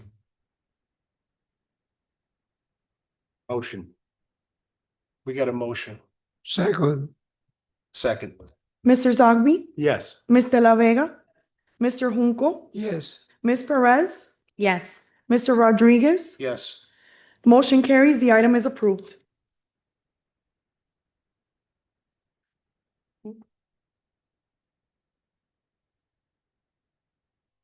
Consent item S. Request permission to issue a purchase order to the Celebration Source Incorporated for the rental of mechanical carnival rides and inflatables in a total amount not to exceed $55,500. The approval of this item requires the waiving of the small purchase threshold. The funding for this expenditure is to be drawn against the general fund, special events account number 001-3150-573-492. Hi, again, Jose Aldi, 788 Southeast Park Drive. Yeah, it looks like you're not taking seriously what our community, they're suffering, you know, the low-income people, they're just suffering. They don't, and it seems like, I don't know, not that you don't care, but you don't want to talk about it. You want to keep it the way it is, you know, but this is another example, like right now, so we have 7 pools, 4 are broken. Bright, Reed, and Walker have been unused for 7 years, right? And we keep pouring more money in these special events. I'm gonna give you one example, Mylanda Park. If you have a kid and you want to take your kid to Mylanda Park, you can't. Yet, they're the private company, which they don't have no contract, no lease. The city attorney will back me up. If you enroll and pay for the swim classes, your kid can go in that, if you want to take your kid. But if I want to take my kid to Mylander, I can't take it. I can't take him to Buggy Dam Pool because it's closed. I can't take him to Bright Park because it's closed. I cannot take him to Reed Pool because it's closed. I cannot take him to Walker Park, which is closed, right? And here's another example. So Bright Park, Babcock Park, we do have open, right? So we have McDonald Pool, which they just had an event. They had over 700 people there because there's only one pool in the city of in the city of Hialeah. Just to compare that, what privatization has done to us. The city of Miami still has 8 pools open. They still offer swim classes of $45, and our residents have to pay $140 for swim classes. So what does privatization do? When we privatize our parks, pools that don't make money, right? Like Walker Park does not make money. That's a very high need area. We don't even consider opening up Walker Park, bringing programs there, just like the other pools. So what I'm proposing with this money, you could just take $10,000 and like I say Babcock Pool, which is one of the 3 pools that's open. Bright Park Pool, the prime hours when parents are out of school, out of work, from 4 to 7, it's given to this private company that they have no legal right to that. You know, they're keeping people around Babcock Park, they're paying taxes, yet they cannot use the pool from 4 to 7 because it's given to a company called Atlantis, which they don't even have a contract. They don't have legal rights to it. And the city attorney and the city clerk can back me up on this. Next week, you could tell them, no, you cannot have your private swim lessons here for $140. We're going to open up to the general public, and we're going to charge them $2 to get in, and let the taxpayers use the pools that they're paying for. So, Mayor, will you consider at least that one there, the Babcock pool? Or you could probably do it for $10,000. Thank you, Ozzy. You done? You done? But are you going to consider that? Okay, so you done? No, I'm giving you time to Motion. respond. Okay, so That's it. You done? I'm giving you time to respond. No, sir. Are you done, sir? So you're not going to respond either? So council, unfortunately, Pepper, do me a favor. Go see Raquel. Give her your information. I want to sit down with you. Thank you. so, just do want to make a comment. Parks and Recs are not here today for emergency reasons, and that's why I don't engage, unfortunately, with Pepper anymore. We've been through this before. You know, I don't want to get into the details of it already. We all love our parks, and I can tell you the rebuttal will be very easy, but I'm not going to get into it right now. So, Monica, I'm sorry you went through it. I've been through it 2 years ago. That happened to me, so that's why I'm not going to engage. We love our parks, and we're engaged in that. Yeah, yeah. So motion, please. You got a motion? Can I have a second? You gonna say something? Which one did we? Second. Can we have a second? We have a second by Mr. Junco, a motion by Mr. Zogby. Mr. Junco? Yes. Ms. De La Vega? Yes. Ms. Perez? Mr. Rodriguez? Mr. Rodriguez, your vote, please. Yes. Mr. Zogby? Yes. Motion carries. The item is approved. And through the chair, I hear our departments heads, I mean, unfortunately, next time we need to have our pool person here. I mean, we just need to have our whole full department, our parks department, so we can have a conversation here. Please, so granted with that, okay, thank you. As far as the department of all departments here, for some reason, today's the parks guy, we don't have anybody here today, so just please, thank you. Thank you. Administrative item 11A.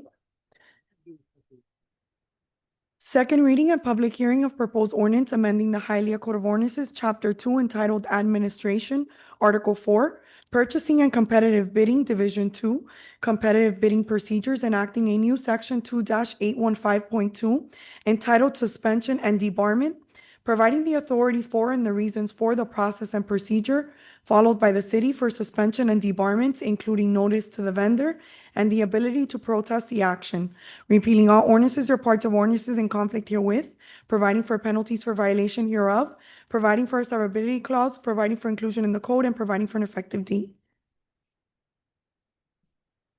Through the president, if I may, just a reminder to the council, this is for those rare occasions when you have a vendor who is you know, submitted false invoices or has been convicted of fraud or you know, has you know, cheated on a city contract. It's to provide for a suspension or a debarment by the purchasing director. And there is an ability to protest, which ultimately would end up before the council if the vendor is upset or disgruntled about it. It's a pretty infrequent thing, but it wasn't in the procurement code, and it's a fairly routine thing to have in a procurement code. Okay, I motion. Sir, this item's on second reading and public hearing. Sorry, thank you. Any comments? Got a motion?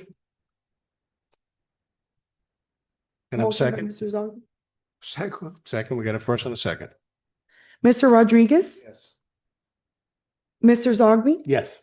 Ms. De La Vega? Yes. Mr. Junco? Yes. Ms. Perez? Yes. Motion carries. The item is approved. Next item, please. Second reading and public hearing of proposed ordinance approving the ground lease agreement between Marcia Flats LLC and the city of Hialeah and waiving the competitive procurement requirements set forth in section 2-904 subsection B11 of the Code of Ordinances of the city of Hialeah for land located at 300 East First Avenue and 67 East Third Street, Hialeah, Florida, and identified by folio number 043118 0011150 and 043118-001-1170 to cite an affordable workforce housing development consisting of 58 units granted through a long-term lease pursuant to section 2-904 subsection B, together with such rights and duties as more fully described in the lease, a copy of which is attached hereto and made a part hereof as Exhibit A, authorizing the mayor and the city clerk as attesting witness on behalf of the city to enter into the lease agreement, repealing all ordinances or parts of ordinances in conflict herewith, providing penalties for violation hereof, providing for a severability clause, and providing for an effective date. Yes, sir. Yes, sir. Name and address, please. Good evening, Danny Milian here. Obviously, we're here on this particular project. It is for a ground lease that we've been working with the city, and I believe that it's a great project that we've all come to an agreement with. So I'm here in case there's any sort of questions that you all may have. Thank you. Yes. Okay. This item's open for public. How you doing? Juan Santana, 5601 West 10th Avenue, Hialeah, Florida. My question is, because again, we don't get to see the back end. How long is this lease for this property regarding this affordable housing? Does anybody know? Yeah. This is It's 99 years. 99 years. Okay. So we're basically making supposedly affordable housing workforce housing. Have we thought about the AMI regarding to ask the developer to probably build more and then separate like a 10% for extreme low income housing? Right? It's affordable and workforce. Okay, well, affordable is one level, but extreme low income is the bottom level, meaning people that receive social security checks, that are being pushed out of our neighborhoods, okay? So another thing, the reason is because I sit on the Blanche Morton committee over here locally. I've been there, me and Pepper been there for over a year. I would like to know if the center, if they're gonna build it to kind of like echo what Councilwoman Monica was saying the last meeting, is to bring that center back. That center's been there helping thousands and thousands of our residents here. My organization sends people there all the time to get help with their FPL bill. Unfortunately, there's not clear relations with the county. I wish the county would provide to the city of Hialeah residents to get help with the city of Hialeah water department. I don't know why. This is maybe something that the current administration can work on to see if we can open the doors, because that way you guys know I've been in communication with the Blanche Morton Center cash deed. They said they're going to move across the street to where the jobs are at, Career Source. And we're still up in the air regarding that. I don't know why it's not being left alone. The property, again, that's what it's there for. We already have enough, surrounding HHA buildings around here. I already talked to Mayor Bobo about this when he first got into office on Constituent Day. There's nothing happening here. Do we really need more apartments here? At the same time, I'm not against it. I just want to see if the Blanche Morton Center can still come back because it's historically there. Okay. They do food distribution there. They do a lot of stuff, guys. They do a lot of stuff. But just to echo what Councilwoman Monica was saying the last meeting, I did give the developer the card. I never got a phone call, never got a text. I wish there would have been a better workshop regarding this. Again, I'm not against the project, but what are we going to do about the Blanche Morton Center? Really, guys, let's really think about that. All right. And 99 years is a little bit too much. Okay. Any other comments? I motion. We got a motion, and I have a second. And Second. through the chair, I mean, is Oh, there I'm any sorry. clarification on his question of the Blanche Moore Center? Yes, I believe it was addressed last time. And so we're definitely open to speaking with them. We just, right now, there's no commitment from them or anything, but we are definitely open to speaking with them. So there would be space available if needed. Yes. Correct. Right. And we'll have the kind of branch that. Absolutely. And again, we would have no problem speaking with them at that point. Is there space, through the chair, sorry, is there space there? There would be space. There is Okay. retail space on the bottom floor available for them. If again, obviously, to have conversations with them. I mean, again, You are not obligated to, you are in front of this board, sir. Right. Chair. Okay, thank you. Okay. You answer our questions. It's okay. Before we take the vote, name and address, please, for the record. Sure. Danny Milian, 201 Biscayne Boulevard. The attorney representing Marshall Flats. Okay, we got a first, we got a second, right? Mr. Zogby, Yes. Ms. De La Vega, Yes. Mr. Junco, Yes. Ms. Perez, Yes. Mr. Rodriguez. Yes. Motion carries. The item is approved. Thank you so much. Item 11C, second reading and public hearing of proposed ordinance amending ordinance number 2025-021, attached as Exhibit A, which amended Chapter 78 entitled Solid Waste, specifically removing the strike-through of Section 78-160, subsection A3, A2, repealing all ordinances or parts of ordinances in conflict herewith, providing for penalties for violation hereof, providing for a severability clause, providing for inclusion in the code, and providing for an effective date. Sorry. So this is second reading, open for public comments? None?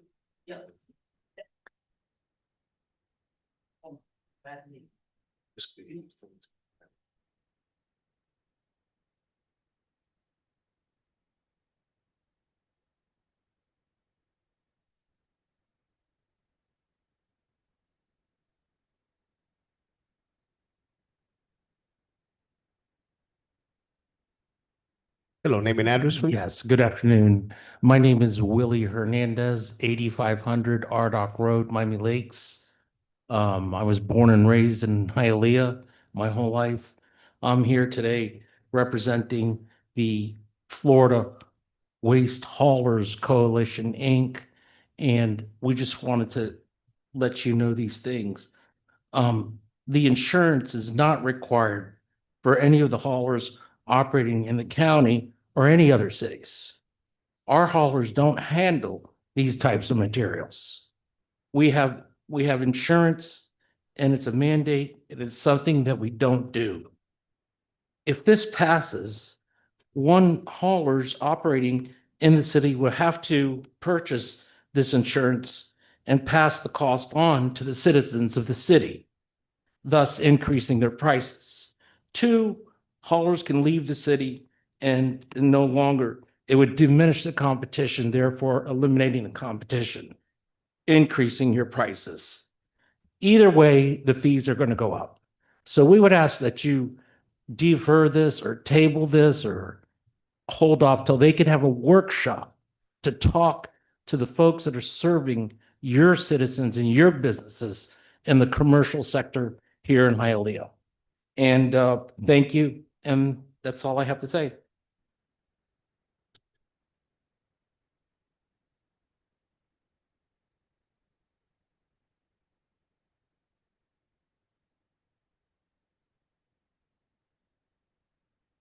Name and address, please. Good evening, Mr. President, Madam Mayor, council members, ladies and gentlemen. My name is Luciano Isla. I'm an attorney at law with offices at 5005 Collins Avenue, Miami Beach, Florida. Formerly from Hialeah, my offices. I represent and I'm a registered lobbyist for the Florida Waste Haulers and Recyclers Coalition, whom I have proudly represented since 1992. And they represent private, local waste hauling and recycling companies, many of whom, over 80%, were born, their businesses in Hialeah. They have performed their businesses in Hialeah. There has never once been any sort of term finding against any other solid waste business. Furthermore, since 1992, we have provided the city with revenue that it needs in the line of franchise fees that the city collects and that we collect from our customers and pay on to the city. In February of this year, former Mayor Bobo, together with current Mayor Jacqueline, I apologize, Madam Mayor. Together with our current mayor, Jacqueline Garcia Rose, passed ordinance 2025, an amendment to 2025-21. And that amendment deleted the pollution liability requirement. Following that, the Public Works Department and the City of Solid Waste Department put out the publications for the applications for the non-exclusive franchise haulers. They did their first round of applications were completed in March of this year. We're now into the second round of this year. The changes that were approved by Mayor Bobo, by our current mayor, Jacqueline Garcia Rose, are part of the record out upon which the companies relied, the hauling companies relied, in order to perform and apply for their licenses as required by the law. That is the way that things stand today. What is before you, then, cannot be applied retroactively. And in fact, the law as it exists today, abolished successfully by you, the elected officials, the requirement for pollution liability. The application that was put out by the Public Works Department does not require pollution liability, only general liability. Thank you very much, and good luck, Madam Mayor. Thank you. Through the chair, please. I think we need to hear Yes. from Tim. Tim, And Luciano, thank you for coming all the way from the beach to visit us. Always a pleasure, sir. so, Always. Thank you, sir. Thank you, sir. Bred, born. Thank you, sir. I have lived always. You're a great man. Thank you, sir. hey, Tim.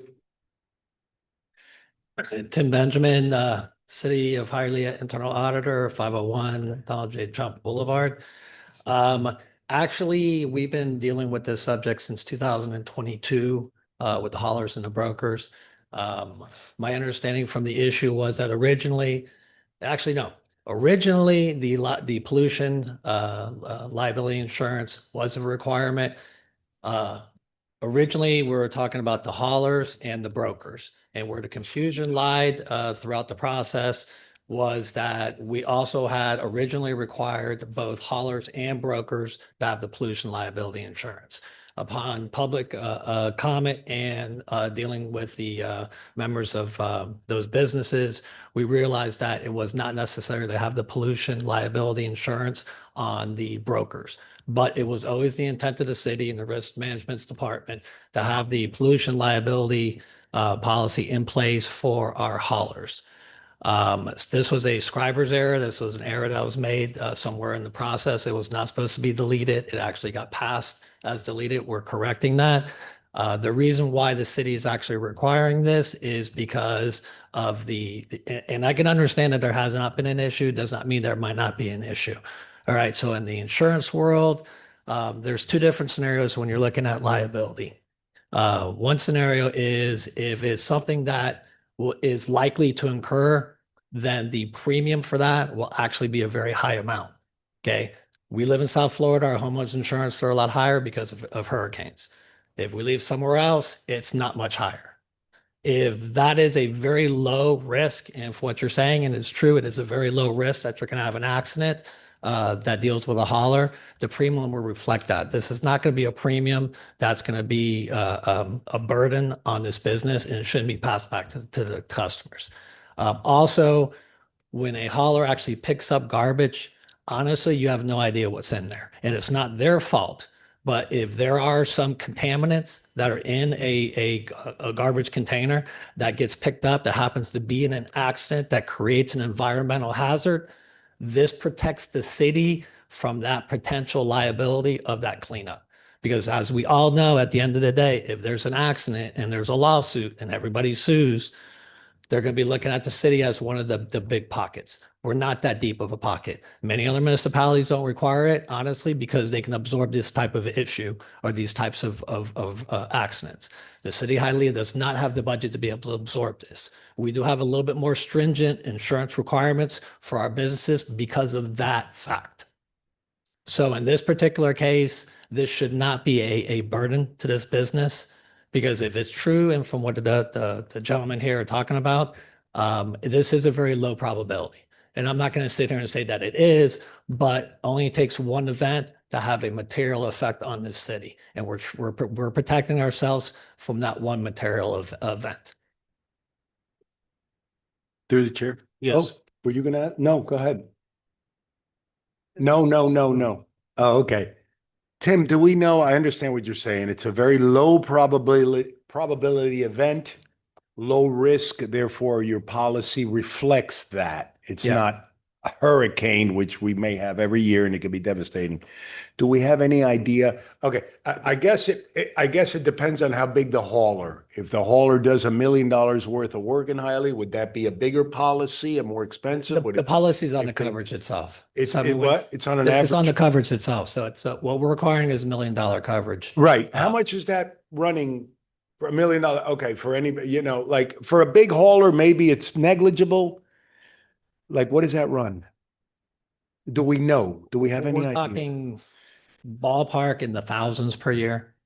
Do any of our haulers currently have it, or this is brand They new? currently do not, because if it's not required, they're not going to take the extra expense. So it may That's be a just- few thousand a year.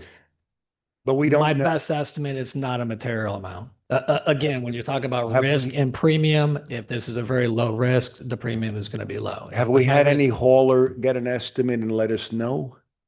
I know we were my having the knowledge. troubles with the brokers with their additional insurance too, and it turned out to be a lot scarier than it was actually should have been, and it wasn't that expensive. That's what I'm saying. I don't know if they have a legitimate beef We here. addressed this with the brokers because this is an issue that came up with the brokers. We did talk to our insurance broker about it specific. I'm assuming for an insurance broker coverage, you were talking a couple $100 a month for a broker. How much? Sorry? A couple $100 a month on the broker side, but the broker is On not the the hauler. Is not the actual hauler. So Right. there is a differentiation. Sure. But again, the premium should not be cost prohibitive if the risk is not there. But at the end of the day, this is the city of Hialeah. This is not Miami-Dade County. We do not have deep pockets. Yeah. Okay, this is about protecting the residents here. We're self-insured for the Yeah, most. we're self-insured for Yeah. pretty much almost everything in the city. All right, so that's the reason why we have a lot of the insurance requirements that we have is because we're protecting ourselves. Again, we don't have the deep pockets, and if things turn sideways, history has shown, because we get it on a day-in, day basis, the city of Hialeah gets sued time and time and time and time again. And unfortunately, when they see City of Hialeah, they equate us to Miami-Dade County, City of Miami, Coral Gables, Miami Beach, cities that have much bigger budgets than we do. And unfortunately, we just don't have the budget to be able to absorb something like that. This is a very low cost item for this particular industry. And this is something that wasn't brought upon by Public Works. This is something actually specific to the risk department. So this was a risk requirement. So this really had nothing to do with the input. But we did have input from the industry back in 2022 moving forward. And be honest, this was not an issue when we had discussed it back then.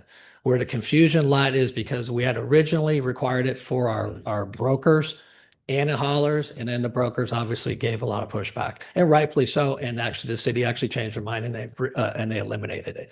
I think what had happened was that just got mixed up with the hauler part, and it got eliminated off the hauler side as well as the broker side, and that's where the error occurred. But it was always the city's intent from the very beginning for haulers, for us to have them require them to have the liability insurance. It's a pollution liability insurance.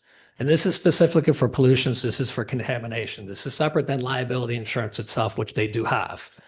But if there's something inside one of the containers, unbeknownst to that driver that's inside of it, and they get hit and it flips over, and let's say it goes into Okeechobee Canal, and who knows what's in there, maybe middle of the night, they dumped a bunch of oil or contaminants, or my God, we have no idea what's in these trash cans, to be honest with you. And it's not the hauler's fault, by the way. I mean, you just don't know, because we live in a society where people throw things in there all the time. If it creates an environmental hazard, at the end of the day, we're going to be a party to that litigation, because we always are. Is this something, my last question, sorry, is this something that is true that are we the only municipality in Dade County who are requiring this? Is this brand new? My understanding is other municipalities may require it. In my research, in my limited time, I have not been able to find a concrete answer that yes, they do require it.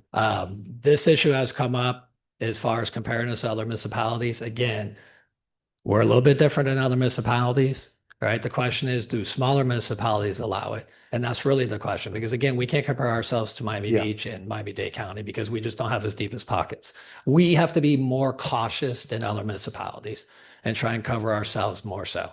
This is just one of our tools to be able to cover the city. I understand. And the issue would be about cost. And I let's feel be a lot honest with better. it, if this was a very large cost, Yeah. I can understand that as being a detriment to. But we to don't city. know, right, Tim? I'd feel a lot better if we got an estimate of some sort. Or else if it becomes cost prohibitive, which I don't expect it to be, are we gonna have to look at this Do you again? have any estimates from an insurance broker as to what the cost would be? No cities in Dade County require me whatsoever. Have a city of Miami, Dade County, state. Give away more time. North Miami, none. I mean, biggest thing, Oklahoma, they don't require to have a pollution. Okay. That- So That's I can fine, but understand he's our that. gatekeeper. That's fine, but he's our gatekeeper here. He's not Opalaka's gatekeeper. I get it, and his job is So- to protect the city from liability of Well any said. sort. I get it. There's a genuine desire here. to Sir, do it. sorry, you gotta you gotta speak to the microphone, please. So we used to have this requirement before. It was a mistake that happened, was removed, and now it's coming back. What, oh, no, originally the intent was to have that requirement in the legislation or in the ordinance, and it was accidentally removed. Name and address. Accidentally. Yes, removed. William Hernandez, 8500 Ardock Road, Miami Lakes, Florida. You asked the question. What was the question you asked me? No, I didn't. Was the, No. No, it the was- question was asked by, the question was asked, do we have an estimate for the insurance, right? Yeah. Or an estimate. sorry, Councilman. No, What it was is that. Well, I would feel better if he says it's not cost prohibitive and you're here pushing back, which that's your job. I'm not criticizing that. But I'd like to know what the actual cost is before we start fighting, maybe over pennies. No, Not pennies, but you follow what I'm saying? Yes, sir. Yeah. What you have is that these are groups of smaller company, non-Wall Street companies. I understand. Understood. Miami market. However, we have general liability insurance. We have stacked excess liability policies. So we're not talking about any of our other insurances. We're Yeah, already paid I get it. dearly. Trust me, dearly. When I say dearly, the number Yeah. is huge. I know. So when you come and say, we need this city to say, you need to have $1 million specific policy for that city, it's a whole other setting. We have never done it. Yeah, I get it. Oh, no, I understand that. I mean, it's just something that hasn't been done, nor any of the smaller guys. Maybe the Wall Street guys have it.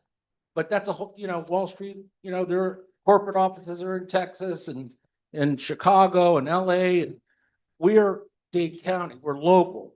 We employ local people. We're a family owned and operated business. And I so get when you go to a smaller company that's competing and passing these cost savings to the businesses of Hialeah, which, everything's going up. There's got to be a line somewhere to say, you know what? They have this insurance, you have general liability, you have excess casualty, you have auto, you have all these lines. Now you got to add another line. Yeah, It's going to be, I hear you. You would be better at that and say maybe 50, 60, $100,000 a year. No, for- you know what? I tell you what, if you come back to the city and say that it's that much, we would definitely reconsider, without a doubt. But that is not my understanding. It was anywhere let- near that amount on an annual I was basis. gonna ask the for council, premium. let's just, if you guys agree, just table it. Let's do some more research, look more into Get it. the Let's see mo- how much the insured would be. Yeah. And then, But I think we put the onus on the haulers to kind of come back with insurance quotes, because we can try and reach out to our insurance brokers, but at the end of the day, it has to come from a Yeah. company in the industry talking Okay. to their insurance brokers. If you can send us a quote or a couple They of have quotes to from do insurance that. brokers and That's an fine. Let's idea go. of that. Through the chair, insurance in the insurance world, right? Insurance is not needed until it's needed, right? And so, we also have to protect our city. So I see, I see the value in always having insurance, right?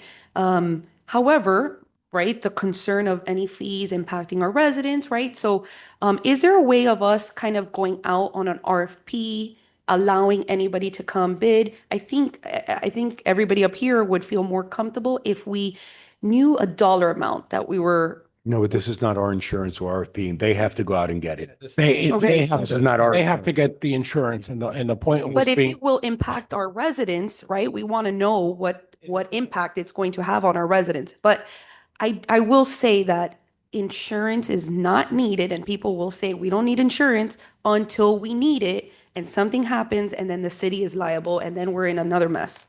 But I do think we need to do our homework. So I'm okay with tabling it as long as something comes to the table with concrete numbers. And I think, Josh, and just to add to that too, we also do an evaluation on whether it's necessary. And with the broker is a good example. It really wasn't necessary because, that liability leap, okay, was just too much. And that would have added an expense to that particular group that really wasn't necessary. So, it's not that every single time we err on the side of caution. We try and do that because, to be honest with you, that's what a good risk management department does. Again, to your point, well said. But there are instances we've gone back and we've reevaluated and we've either lowered insurance or eliminated insurance because we got to be practical. So at the end of the day, they're absolutely right. If it's an enormous cost, they're going to pass it right on to the consumer, which is our residents. And that's something that we do not want as well. So this was in the ordinance since 2021, but somehow mistakenly it got removed. Right. Yeah. But let's do the research. We'll do the research. Do we have a motion? No. Can we motion to table it? Is that what everybody else? I'm sorry. Just, Mr. President, if I may, just a brief explanation. Prior to the enactment of the current ordinance, there was no prior ordinance, waste ordinance, that required pollution insurance. It was when the new ordinance came into being that the pollution liability came into being, and thereafter, it was amended to delete it by former Mayor Bobo and our current mayor. Now, in order for any semblance of funding or estimates to be had, it is really the responsibility of the risk manager department, as they did with the brokers, to give us guidance as to what the city is looking for in terms of coverage. Because we're not risk managers, and whatever we could come up with in terms of cost may not be acceptable to the risk manager. So just as the risk manager met with the brokers, he can certainly meet along with the public works director and the legal department with the waste haulers, and we'll come up with what is fair. We've been doing it with the city since 1992. Okay. Today is 2025 and we're still here. If I may. Yes. Okay, I think really the issue, if you really come down to it, it's about the cost of the premium. Correct. The city, and I'll tell you from a risk management perspective, we are not wavering on this. That's a requirement that we believe is in the best interest of the city and the best interest of our citizens. If it becomes cost prohibitive, I think that's the one issue that we'll actually sit back down on. But the need for it, we're not wavering on. Fair enough. So this is about cost. And again, that's very fair because if it is cost prohibitive, okay, then that decision is risk reward. Is that a cost that we want to pass back to our residents, or is that something that we can live with because of the risk? Because to your point, again, you don't need insurance until you need insurance. All right, then, thank you. I was just going to say, so is the council through the president. Are you going to ask for a specific number of quotes before it comes back? So, Yeah, give me 1 second. So when they come back, we're gonna table the animal, we're gonna motion for table somebody, and then we're gonna have our conversation if it's exactly with the dollar amount. We're still gonna see. I mean, if it's something completely we're gonna have a discussion as far as the dollar amount. Right now, I can't give you that answer right now. Okay. Okay, but I think the industry needs to come back to the city though and just. Yes, they do. Yes, they do. They need to. It's on them, right? I think it's on the. Really clear. It's on them. Yeah. If it's not, then we're gonna. It's on. Hey, Luciano, the people you represent, can you get us some quotes on that before what the we're next meeting? That's in August. There's some time, right?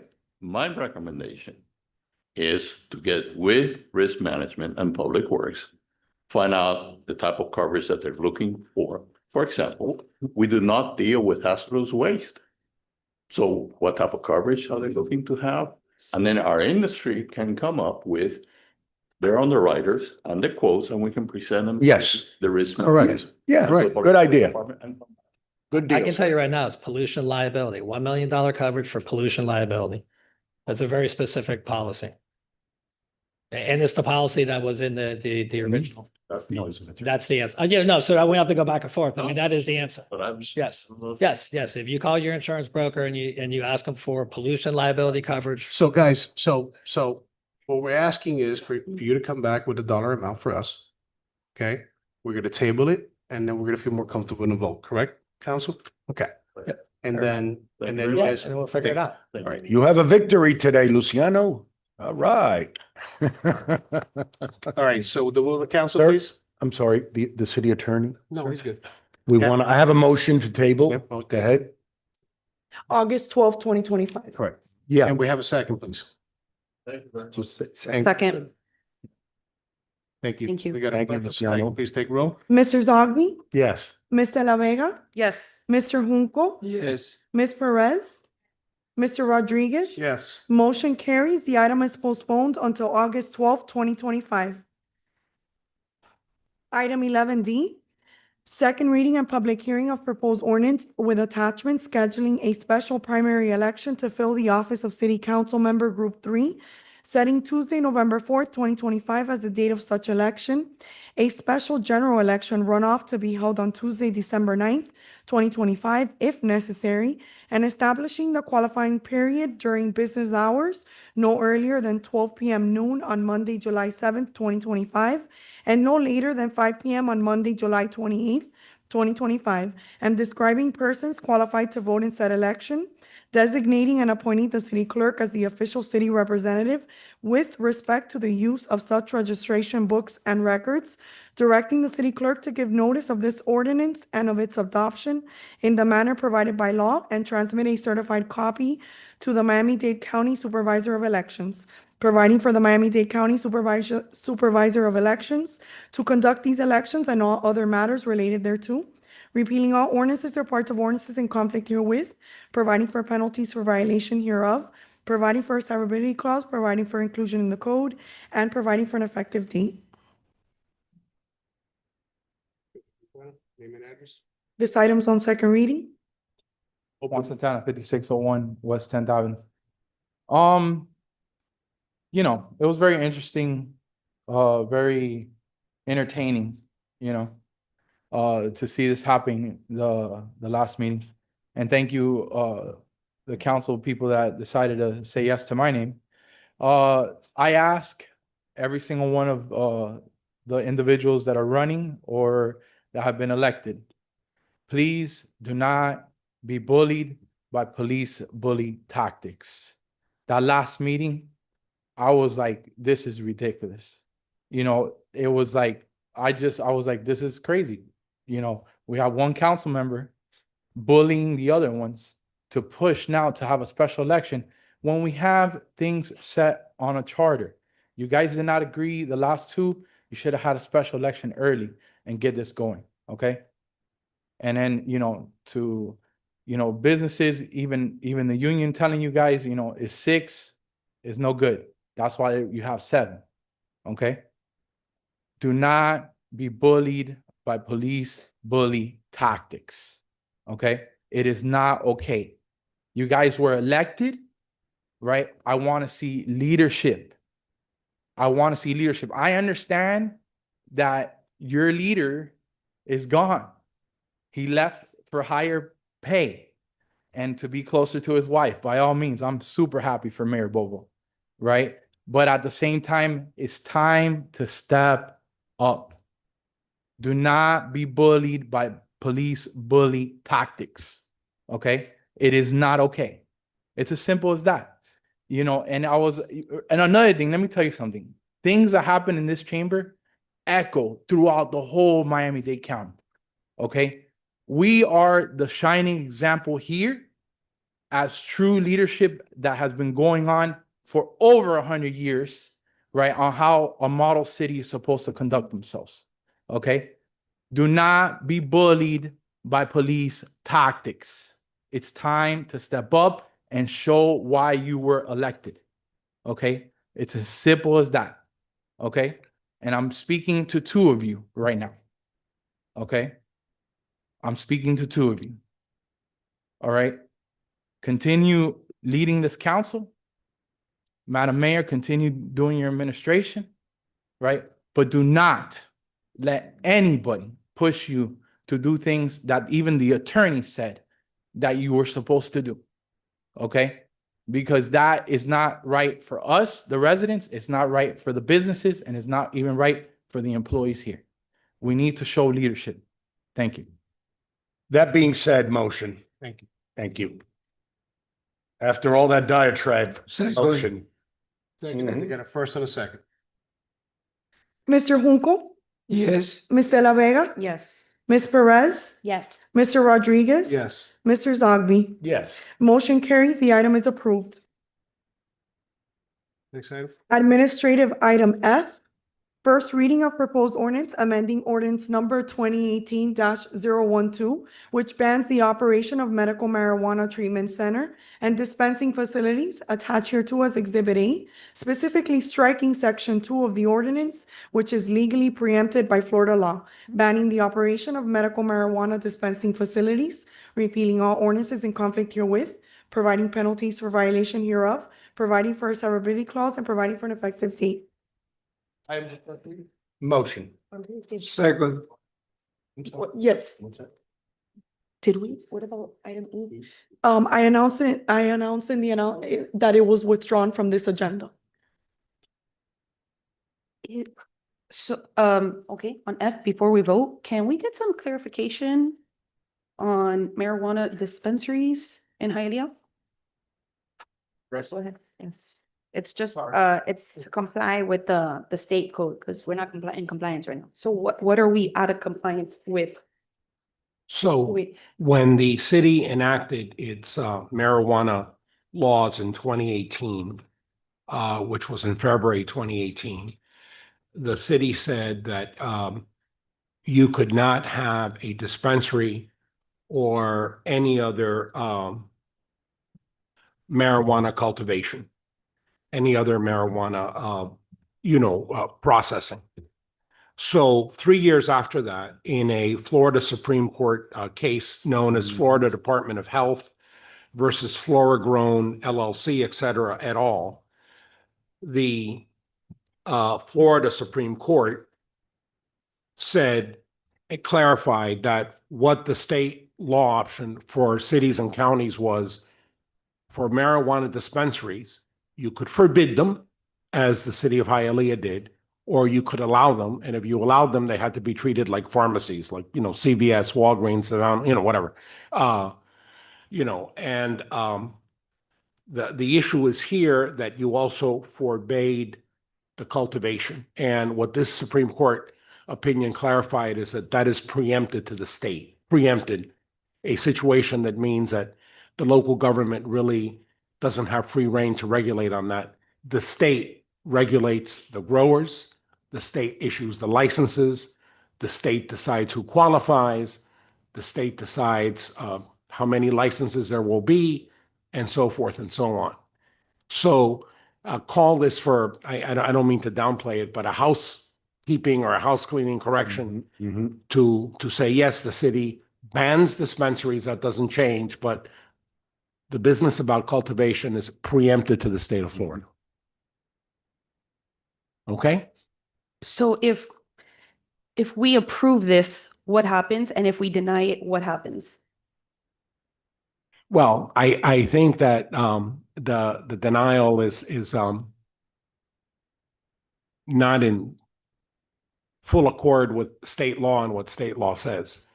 I think the approval, I would defer to planning and zoning, and I would not want to step outside of my role to speak for them. But I would think that someone who is in the correct district, who has all the state of Florida licenses, certificates, approvals, who would be in an area that has been approved for that, could apply not to be a dispensary, but to Be a pharmacy. be a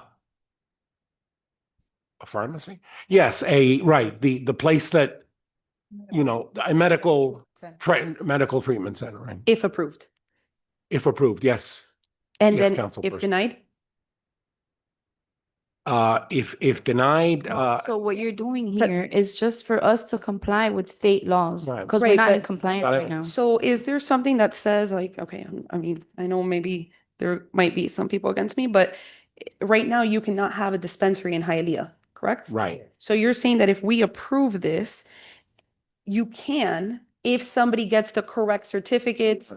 No? So what- But you would have to approve it. It's not that they're just gonna come and build Right. a medical treatment center. It would have to come to the council. This is just, I'm on the same page, but this is just to comply with state laws. That's all we're doing here. Because right now, we're not complying with state laws. Right, but, okay, understood. Yeah. I'm just thinking like, if we're not complying with state laws and we continue not to comply with state law, what happens? Because I just think if we approve it, it's just one step So closer what- to getting it, right. right? So what could happen would be speculative on my part, but for example, an applicant that said could bring a legal challenge conceivably, if that's what you're asking me, you know, we comply with the state regulations. We have the state of Florida approval. We are not a dispensary, you know, we're not a, you know, the vaping kind of thing. We're, you know, another kind of marijuana provider. And, you know, by forbidding this, you're in derogation, you're in violation of state law, and they would sue us over it if you're asking me what. So right now, we can get sued over not being in compliance. It's within the realm of possibility. Yeah, yes, Madam Council Member. Great. Through the chair. It's my understanding that what this does, as you said, we commonly call it house cleaning. This is just, we're striking out a part of the language that we kind of implied that we could regulate the cultivating of it, and we don't have the authority to regulate that. That's all we're doing. We are not approving dispensaries at this point, and there's still a prohibition on dispensaries, right? Mr. You know, Director? Councilmember Zogby, you've earned your stripes and your law to read tonight. You've Thank you, said, you've sir. articulated exactly what I've been trying to say. That, you know, again, the dispensary is forbidden in the city. Yes, sir. But the cultivations are preempted to the state of Florida. Correct. Which means cities and counties, according to our Supreme Court, cannot regulate on that. And this is a house cleaning item as to the cultivation usage when it's allowed by the state. Correct. There would still be all the processes for the state and whatever planning and zoning has in place here to review, Correct. you know, that kind of application. Yeah. And again, I don't want to speak for them because, you know. Yes, sir. Okay. Understood. Thank you, sir. That's it. Councilwoman, you have questions? Well, I don't want to be out of compliance, but I also don't want to make it easier, right? Yeah. No, For it it won't. to- Oh, this, It won't. It won't. it's, well, No. Yeah, but It won't. you're not making it easier because it would have to come here and you would have to approve it. Or will there be any instance where they would not have to come here? No. Am I right? They would have to come. Any instance? Yes, they have to come here, get the approval. They'd have, right, in order, coming here would be part of the process, but the main thing that they would have to do is that they would have to get the state approvals first. That would be a prerequisite. You know, it's like having a liquor license before you go. I'm not that I'm saying that it's the same thing or that it's that casual. And you know, you'd have to have the state approvals. You have to have the state certificate to be able, you know, the state requirements would be the first thing. Then you would apply, go to the local jurisdiction that, you know, if Assistant Magrisa wants to add anything to it, he's free to, because I know that Hasbro is not here tonight and I've been trying to explain this for 10 minutes to you. So, you know, Yep. And I guess just to your point of the liquor it license. wouldn't go into an R1 or something like that. If that's what you're, no. But and We're I not- guess just to the point of the liquor license, right? Not all liquor licenses come through us. No, Do but they? they all require a state, you Right, need so- a state approval. Okay. So I'm just telling you that Okay. with marijuana cultivation, it's a state approval. It's actually much more stringent than the liquor licenses, but that's step one before anything else. Through the chair, if I may. I don't know if you guys hear me. Yes, please. Hi, it's Yesenia Gruich, Business Tax Division. How are you? How you doing? Um, so I just want to clarify that Oh, yes. they would all have to come through us and through our process, and that would require obviously going through zoning, building, derm, and fire. When it comes to cultivation, and I don't think we have many areas that allow for that. I believe we've had one that's applied and has been denied. And this was maybe like 2, 3 years ago. So I don't think it'll be easier at all. It still needs to go through the process. They still need to come through us. They still need to apply. They still go through their approval denial process. They still have the right to appeal any decisions like anybody else.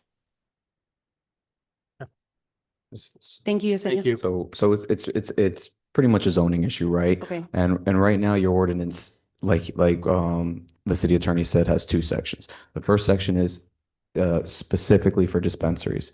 If you look up what a medical treatment center is, it's dispensaries, and it also encompasses these cultivations. So right now your ordinance says dispensaries are banned and the cultivation is banned. The Florida state law says you are not allowed to ban the cultivation, the manufacturing. So right now you have an ordinance in its entirety that can be challenged, right? And you don't want that because you still want the dispensaries banned. You don't want the possibility of that part of the ordinance being challenged. So what this does is it makes the ordinance completely legal in saying the dispensary is banned, which is what the city is allowed to do. The city is not allowed to do what's done in section 2 of the ordinance. So by removing section 2, this completely legalizes the ordinance and doesn't give any, there's no gray area when reading the ordinance, right?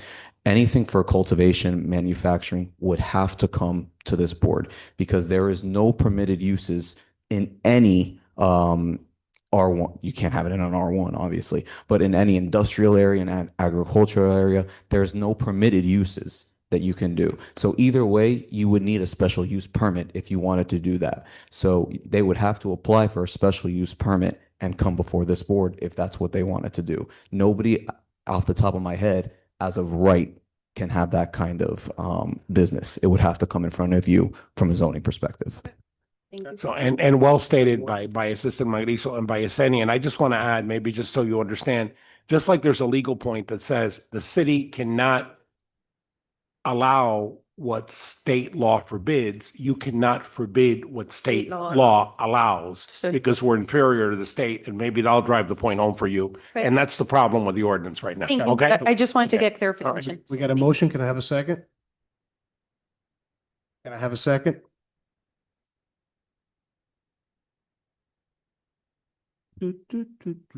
No second? I did the motion, first motion. A motion came from me, first motion, yeah. Okay. So we don't have a second?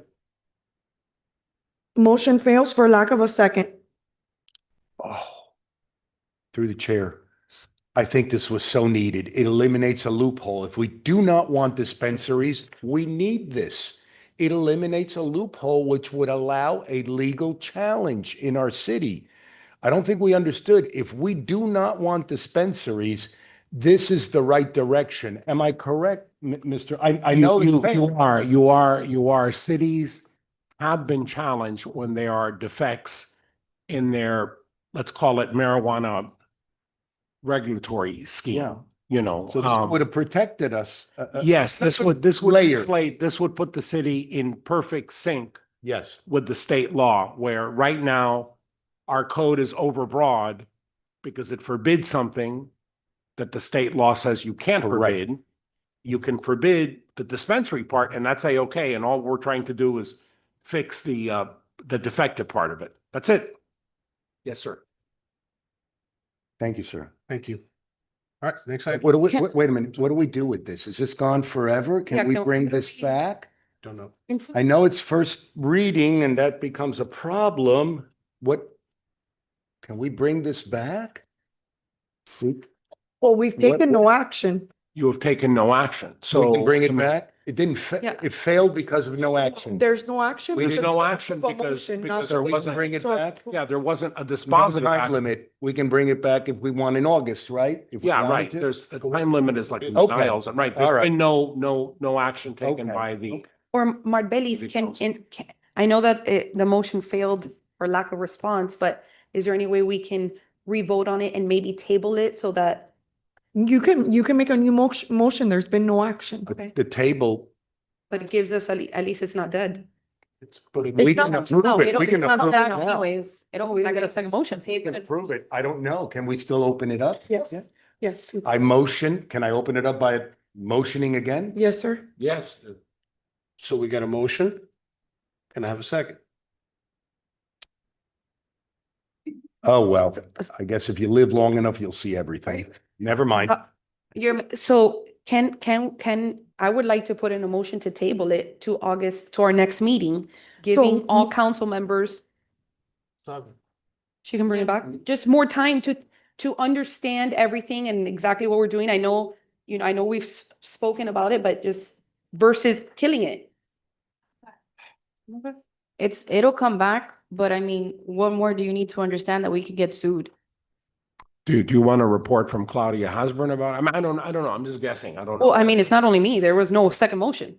Right. No, I just said, well, what do you want to consider when it comes back? What additional, I guess is. I mean, something like this is obviously you want to just make sure that you're making the right decision, right? And obviously, if you don't want to go against the state either, but I just want to make sure that what we're actually voting for is actually what we're being told that we are voting for. That's it. Is there gonna be any additional or different information when they meet with her? Madam Mayor, I can't predict what anybody else would say. I'm not going to change what I told you. We're doing this to comply with state law for the reasons that I pointed out. Any other I council won't member have want to add anything? Okay. Through the chair, if I don't want dispensaries in my city, this is the way to vote on this. This is the way to vote on this. I don't understand what the confusion is. What housekeeping is called is just the striking out one sentence that we were not in compliance with because we have no authority to regulate the cultivation of it. But that's all. This doesn't open it up now for people to be able to open a dispensary. Quite the contrary. It gives us that added protection that we mistakenly included in the ordinance, which we shouldn't have because it contradicts state law. But that's all. If I understand that if I don't want dispensaries, approving of this will strengthen that ordinance of not having dispensaries in Hialeah. If I may, through the chair. I Yes. mean, I understand the clarity. I understand everything that was explained. I think the apprehension is not today's council, it's tomorrow's council and what could be allowed because then this is approved, right? If this is approved, today we may be like-minded and think this is not something we would want in the city, but who's to say 30 years from now, we're gonna have a different group of individuals that see this as something appealing. So therefore, I think what Councilwoman Televega is just asking is there any other protectors that maybe we can ask that could safeguard us? Yes, we could be in compliance. However, in the future, is there anything we could amend to our own requirement that wouldn't be in violation? That in the future, maybe we can allow certain things through a zoning option, through making something more specific that safeguards our city with passing something this serious today. That's all, that's, I think, the concern. And I trust everyone up here. I trust everyone's opinion. I'm just apprehensive on how passing this in the future could put us maybe in some kind of harm's way. So, I mean, again, So I'm gonna vote. So we have a motion. How do I motion? Through the chair, before we vote, Alex, can I ask you a question? Sorry, put you on the spot again. So before we vote. We have a second, I'm sorry, for the record, we have a second from, go on, I'm sorry. So, so if it doesn't pass, right?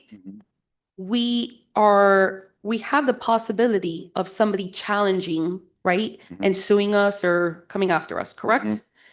A dispensary. If we do approve, because it is banned in Hialeah, then they would still have to come before us. So, okay, so So one or the other, a dispensary will never come before you, right? Because it's banned. because it's banned. By not approving today, if you don't approve today, what you do is you open this ordinance up for litigation. And if somebody comes with an application for a dispensary tomorrow, what they can say is the ordinance is not legal. So it's possible that with keeping section 2 opens the door for dispensaries. Okay.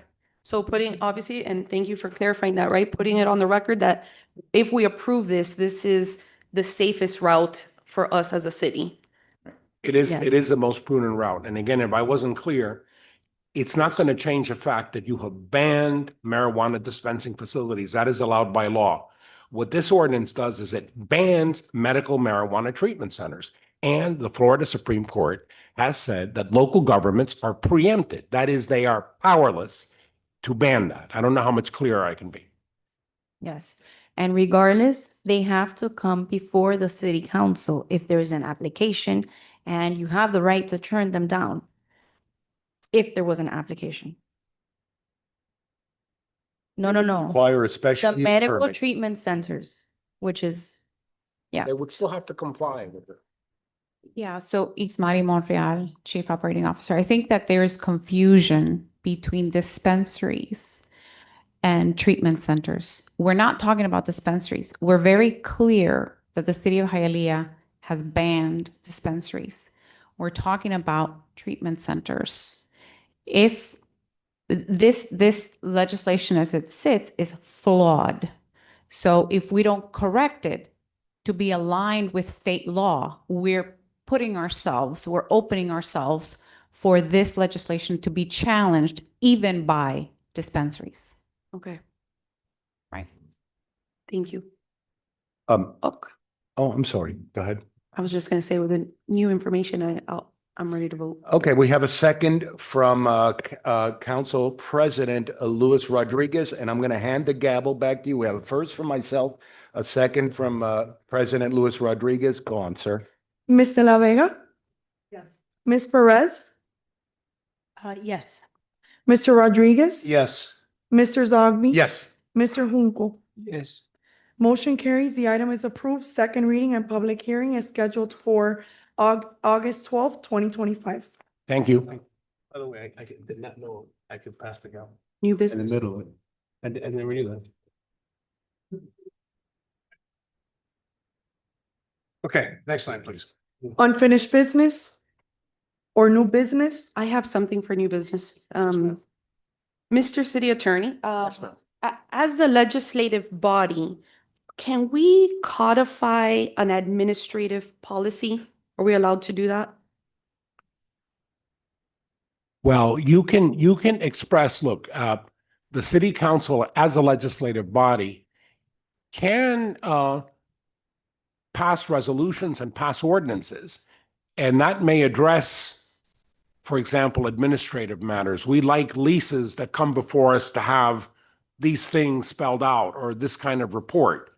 You could do it that way, but typically in a city, whoever the administrator is, the mayor and a strong mayor, a manager is the person that issues what's known as the APMs, the administrative policy manuals and the rules. The city council can through a resolution or through an ordinance.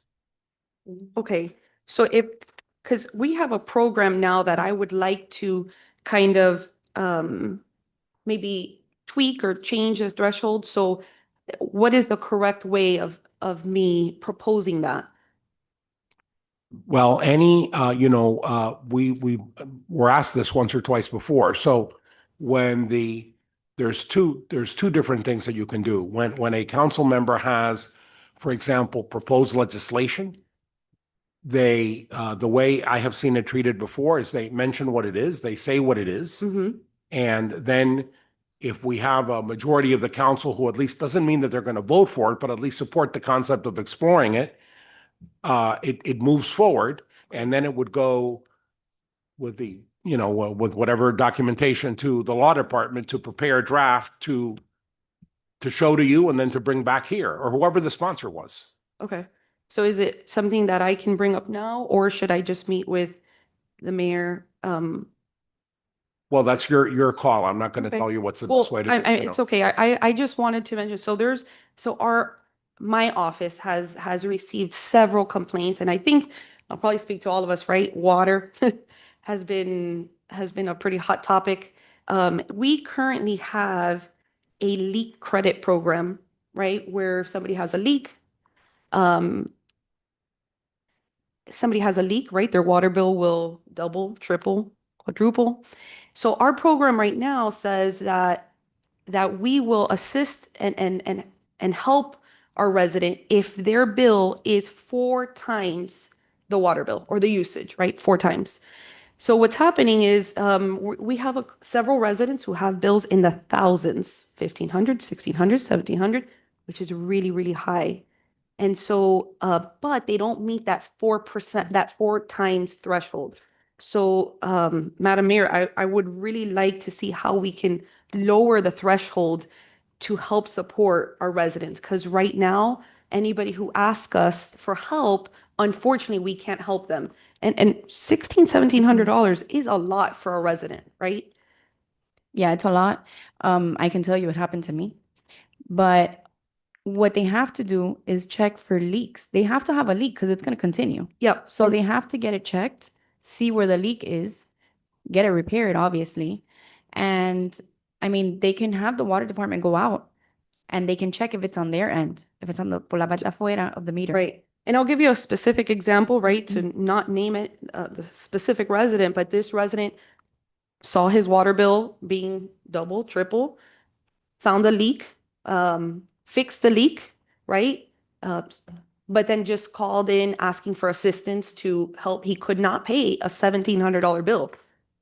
And unfortunately, we could not help. When there is proof that there's a leak, okay, they do help with not the whole bill, but they do give them a credit.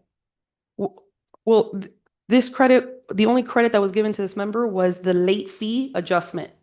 Okay. Through the chair. So I'm just trying to, I just want to see, I think 4 times might be a little bit too much. I would love to help the residents in bringing it lower. I think maybe 2 times is a good threshold. So just wanted to see how everybody felt about that. I mean, right now, water is so high. Anything that we can do to help our residents, I think would go a long way. Okay. So, Councilman Chair? Darby? Yes. I've learned the hard way that when it comes to water consumption, if they don't pay what their leak has expended, I pay it. It won't go. We cannot tell the county, this person, they didn't realize they had a leak. They were negligent. It went on for a few months. The bill is $1,700. Why don't you waive it? The county makes us pay. The county makes us pay for the water we bought, and it makes us pay for that equal amount in consumption. It's a lot more expensive, the sewer.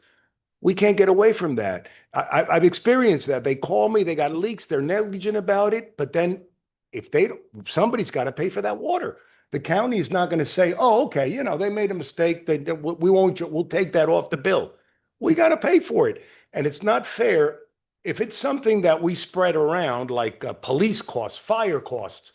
But when it comes to consumption of water, the only fair thing about water is I'm not subsidizing my neighbor's water, and he's not subsidizing mine.